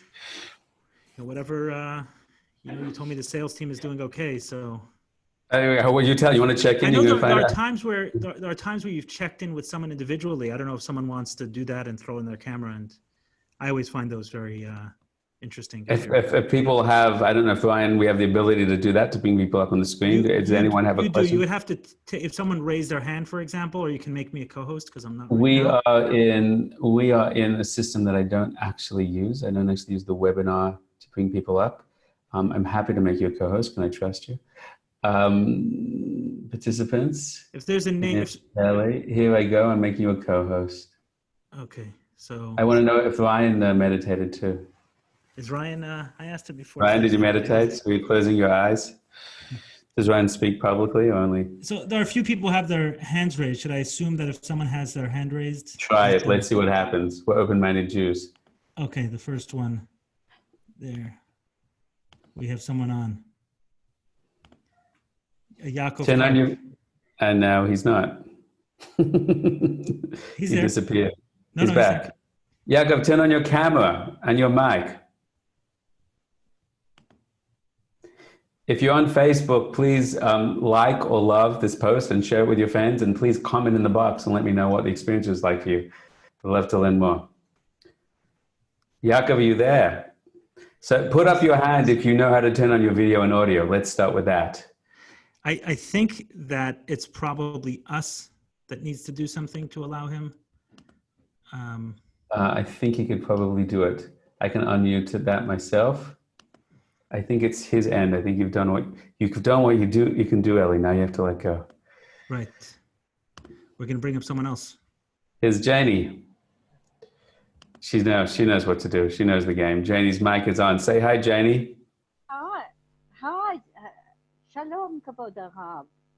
Shalom to you. Do you want to turn on your camera? It's a visual medium. Oh, I don't know where it is. I'm not quite sure. I'm calling from Israel. I'm calling. Oh, it's probably a calling number. She's probably not using Zoom. No, I think she is. But go on. Yes, I had the most incredible healing experience with a brother. She'll come back. Don't worry. Can you hear me? We can hear you now. You had the most incredible healing experience with a brother that I had a shift in perception about a brother that I hadn't been in contact with because I was in fear of his disapproval ever since childhood. It's a taproot that I couldn't get rid of. And I saw him in the visualization with my mother over Sholem, with my mother and us sitting together. When you spoke about visualize when you were a child, you said to somebody, visualize when you were happy. Well, no, you said to the father, how was your child when he was young? And right. I was the wayward, addictive child. And I was searching to fill up that God-shaped hole. And all of a sudden, I had this shift in perception about my brother, who I love so dearly that I don't dare face up to him. And I had a shift in perception that he's longing for me to contact him. Thank you.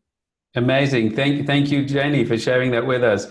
Ellie, just to let you know that there's two kinds of visualization. There's the visualization from the Das Tachton and visualization from the Das Elyon.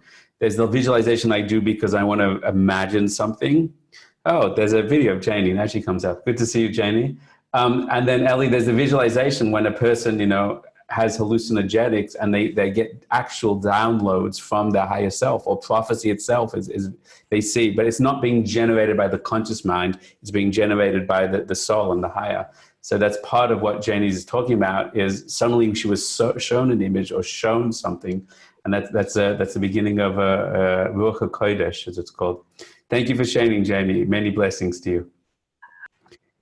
Okay, who's next? Here's our friend Ozzy. Oh, hello. How are you, Rav Katz? How are you, Eli? We are doing great. Where in the world are you, Ozzy? I am in Jerusalem, actually. Wow, amazing technology. We can speak to people from all over Israel. Yeah, yes, Eli, what did you want to share with us tonight? I had a very, very powerful visualizations with the when you were talking about people connecting. It was kind of visualizing big, massive, millions of foot tall trees with light coming out of it. Everyone all around the globe reaching up. Very powerful. Thank you very much. I specifically wanted to ask about you mentioned about that there's a way to release lust in the things that we're chasing, and this experience definitely was that type of connecting type of experience that I seek, and was very clear to me that that's really the type of thing that I'm seeking. But you said there was a way to do that with lust specifically. I was wondering what your thoughts were on that. Right. So there's a technique which is the core meditational, one of the 2 or 3 core meditational techniques from the Baal Shem Tov called Halot Midot or Halot Machshavat, which is the rewiring of the emotional associations and stripping off the negative, destructive versions of that, and then finding wholly positive versions of it, and then connecting that to its source. It's a 3-step process. When I have worked in the past with individuals more intensively, and I work in a seminar online program before a group, and I'm working with individuals who are dealing with addiction, there's usually 2 things that I try and teach people.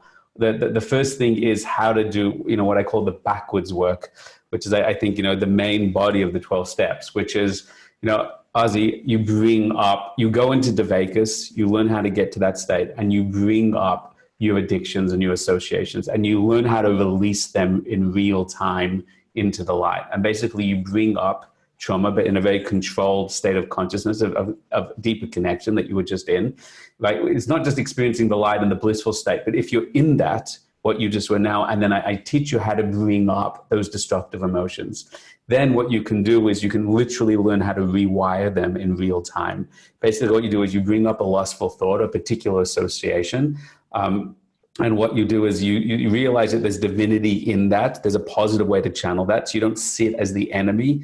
You see it as, you know, a poor child.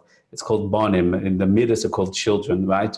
In Kabbalah. So what you basically do is you reduce, called hachna is the first step, is you see the good within it, and therefore you reduce the negative association by kind of eliminating it. That's the first step of the process. The second is you try and find what is the good. It's an experiential thing. What is the good way that this could be channeled? That's called Havdalah.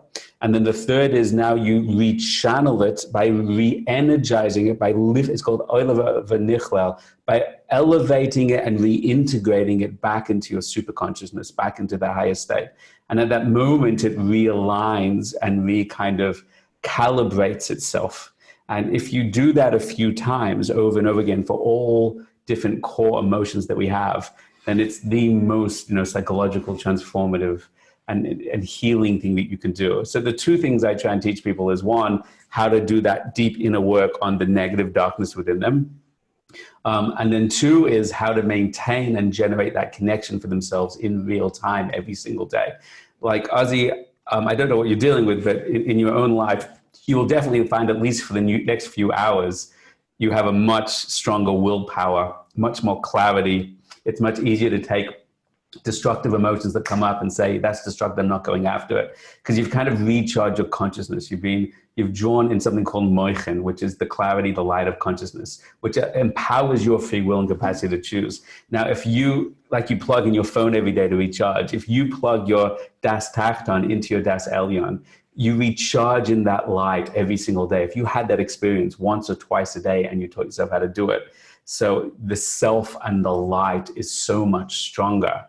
Then it allows you to choose right and smarter more frequently. So the two mechanisms are, one, you want to release the destructive negativity and do that with a person. And that's what you're talking about. And the other thing is you want to teach them that maintenance level, right, is to how to tap in and to that resource state, to re-access your source and that state every day, which gives you moichin and gives you energy and gives you the capacity to choose and change from there. So they're the core things to teach, and that's, I'm only giving you an abstract way right now, just as a teaching, not an experience. But that mechanisms of those three steps is how we elevate and transform all emotions. We acknowledge and see their destructive nature. We push them down so they don't control us. We find the good within them. We strip off the negative and we turn that good to the light. And we're slowly rewiring all our heart to do that. Does that make sense, Ozzy? Does make sense. You give classes online specifically pertaining to that? Elevationproject.com. Elevationproject.com. My team actually set up a discount if people want to join it from this. I'd like to give everyone a helping hand to get into it. I'm going to feel like an idiot now. I don't remember what the code word was, but it was a very good discount. If people are interested, send an email to info@elevationproject.com, info@elevationproject.com. and ask for the password for this group, for Eli Nash's kind of, what did you call it? Healing community? What was the term you used? I have no idea. It's 12 Steps 2020, all capital, 12 Steps. 12 Steps 2020. If you go to the elevationmastery.com. Not written out, 12 Steps 2020. Right, elevationmastery.com, and you select the main program, you get a discount for the first month. When it says enter the code, it's, what was it called again? I put it into the... There it is. 12 Steps 2020. If you want to send an email, you want help, you can go to info@elevationproject.com. We have hundreds of people in the core part of the program. Thousands have come through it around the world. And we teach, again, I'm not here to sell it to you. We're trying to make this stuff available as much as we can. You know, we don't have funding. We're not getting rich. We're just trying to stay alive and survive right now, but we're doing our best to make these teachings available. I wish someone taught them to me in my journey, and we're all thrilled that we can share this with you all right now. I hope that helps, Ozzy. Thank you so much, guys. There's a gentleman who says, those who pay attention. That's a good line. If he would like to do marketing for us, he's hired. Okay. Should we bring up one more? One more.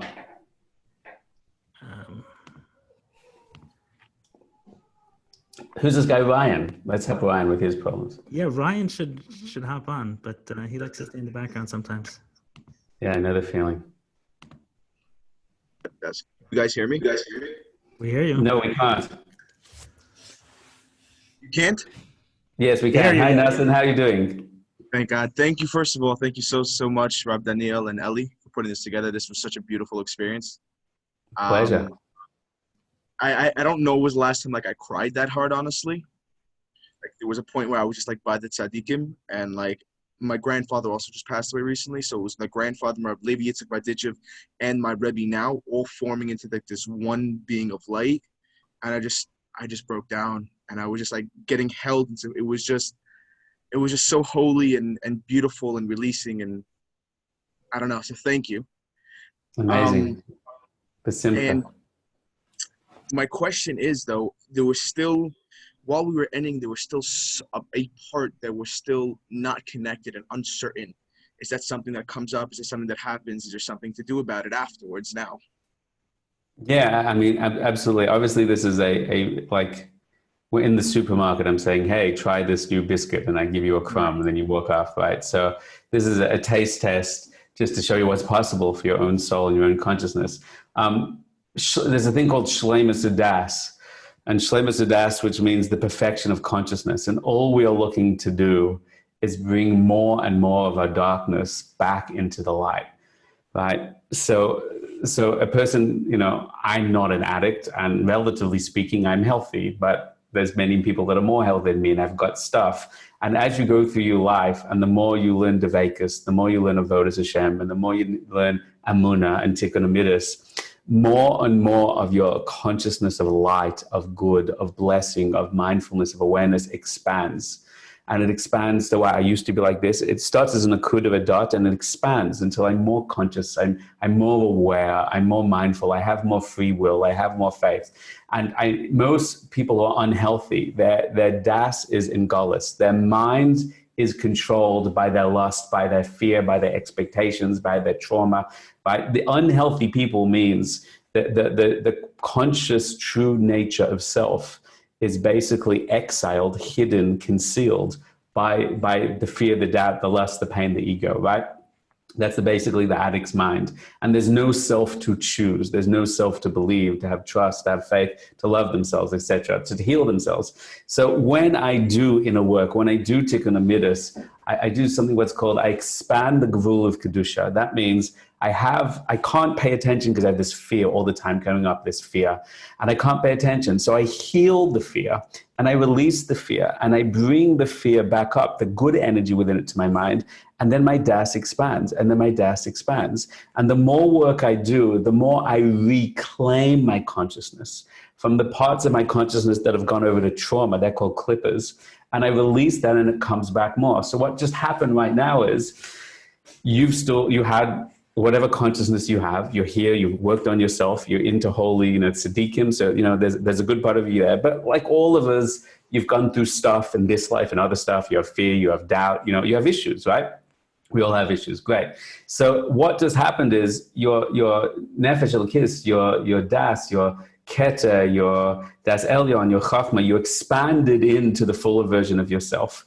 And you released, crying is release. Crying is what happens when we release things. So you brought up a certain amount of fear or doubt or pain, whatever you've gone through, and released it, right?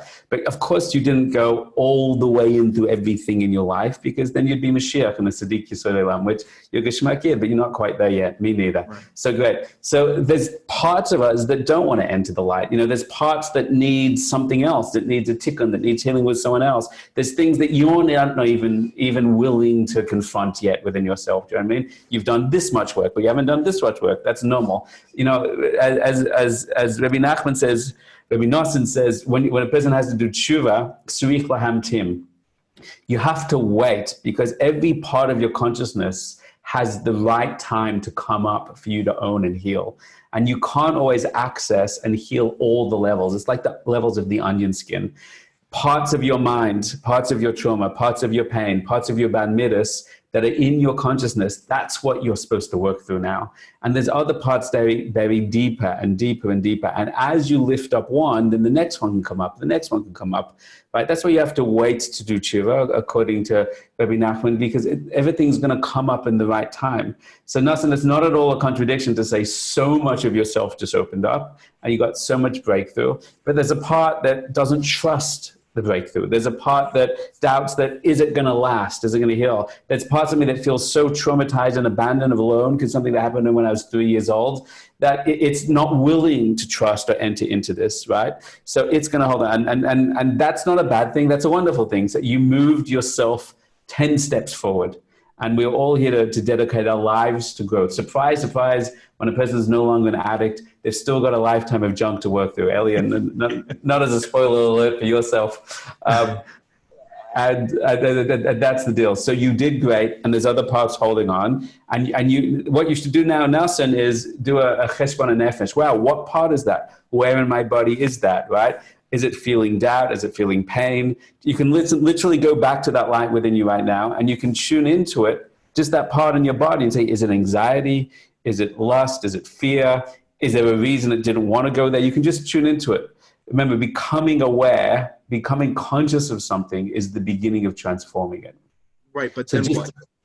Okay, so Rome wasn't built in a day, and Lahavdil Havdalas, now there's a year. So what happens is, first I want you to understand what it is and listen to it.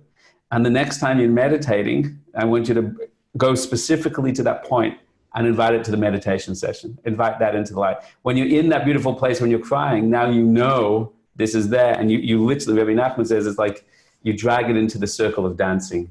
Right? It's those people who don't want to dance in the circle. If Rabbi Nachman says, whenever you see a group of people dancing in the shul, there's always two guys that, I'm not going to dance. Everyone's trying to drag them into the circle, and they're like, I don't want to. I'm just going to sit over here. I'm too caught in my catness to get up and dance right now. So Rabbi Nachman says we have to grab those dark parts of ourselves and bring them into the light, bring them into the dveikus. So become aware of it right now, understand it. What is its voice? What is its journey? What's its narrative? It's a clipper. And then when you get back to that moment of blessing, then actually consciously bring that up. And that's the beginning of it being healed too. I hope that you're welcome. Be blessed. Sei gesund, Nassim. All right. Beautiful. Thank you, Rav Katz. Thank you, Rav Eli. Kol hakavod on the incredible work you're doing. Last night, every night, you're reaching hundreds and hundreds of people. It's like really amazing. The tremendous skills you have. Thank you very much. I hope your mother, was your mother here? What happened to your mother? She was happened? Connected to people who are going through the pain of coronavirus. I don't know if my mom will mind if I mention this. She's here. She lives in Brooklyn, and she got a little sick with coronavirus, but she beat it, fortunately. Someone's saying, I'm so proud of Ellie. Is that your mother? That's my mom. If she, Mrs. Nash, what was the meditation like for you? Let's bring her up. She's not shy. Yeah, you do that? She does that? That's in her repertoire? She is not shy. That's not... I got the shy gene, but she didn't. Not from her. Wow, that's what shy looks like. You're doing great. Is there... How do you say her name? Her Hebrew name is Shulamit. So that would just be... Shulamit. Shula. Hello, Rabbi Nash. Rabbanit. We don't hear her. I'm trying not to control anything. Let go of control, Ellie. Let go and let God. I just came up with that now. What do you think? Let go. Right. That's just let go and let God. The very first webinar that we did, as part of this series, was called Let Go and Let God. That was a very... I just said I made that up now. There you go. Who would have thought? Okay. My mom is not. My mom is silent.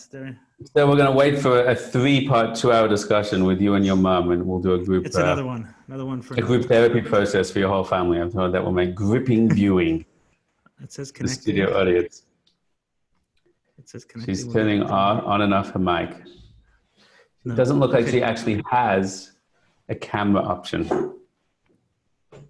No, it doesn't look like it. Okay, we tried. Ma, we gave it a good shot. I'll call you later. Please send Ellie a WhatsApp review so you can forward it to me. There she is. We don't hear you. Oh, we got Slimy. Slimy to the rescue. We don't hear anything. Ellie, buy your mom a microphone.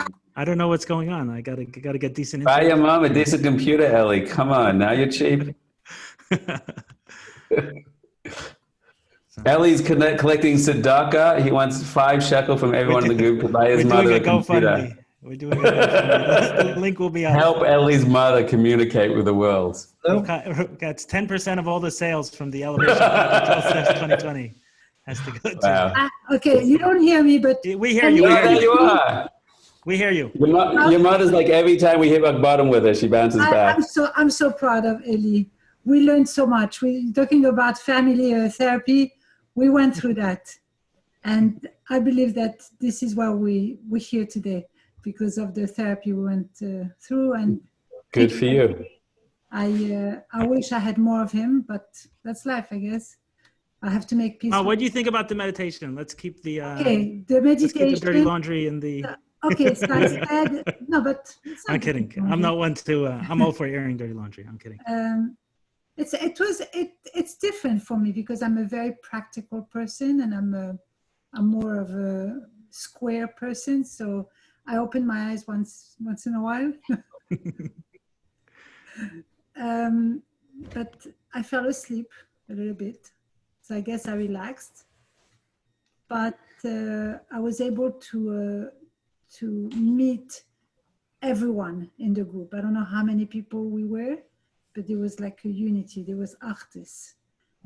Is how I felt. I really felt the love of Hashem in this group, and I was trying to figure who is there besides Eli and you. I mean, now I know you because it's the second time, but besides Eli, who I know, and then later on I heard Yocheved, and I know her a little bit.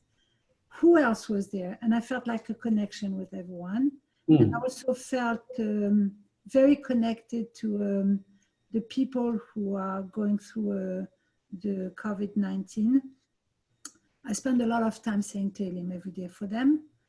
And I was not a little bit sick. I was very sick. I didn't go to the hospital. And sorry to hear that. This is why I felt connected to them. And I felt like I was very, very lucky. Actually, Eli was a very big help when I was sick. He was amazing. Distance, but right, Eli? But I was very, very touched by that. And I felt like maybe through this meditation, I could bring them healing. A healing too. So that's beautiful. So, Rav Nash, next time I understand a little about your soul now and how you process things. And next time we all do a meditation together, if Eli lets, I'll bring you up and I'll show you how to kind of open up even a deeper the next level as well. And we can show you how to share a healing with other people in your community. There are definitely ways to do that. But I appreciate your courage and openness to give these things a try. Thank you so much. And you should get tremendous nachas from your son. I'm sure it was very difficult as a mother, knowing the challenges he went through, but our children, and at the end of the day, they confront darkness. Challenges were my challenges, believe me. That's right, I'm sure. But his pain was double for me. I'm sure, but it's so important to know. As a mother, as a parent, we can't control our children, and they will confront darkness. That's the truth. But what speaks to the greatness of how we educate our children and the blessing Hashem gives us is that they turn their darkness to light. Right. And Eli has done that in such a profound way. Okay, our children are going to go through darkness, but he's a model of how darkness can be processed and how much that can bless him and his family and the whole of the world. His work. Beautiful. Thank you, Eli. Thank you, Rabbi Katz. Hashem should bless you. Amen. You too. You too. All the best. Amen. On that note, yes. Good night, everybody. Thank you, Eli. Good night, everybody. Thank you. Thank you, Eli. Have a great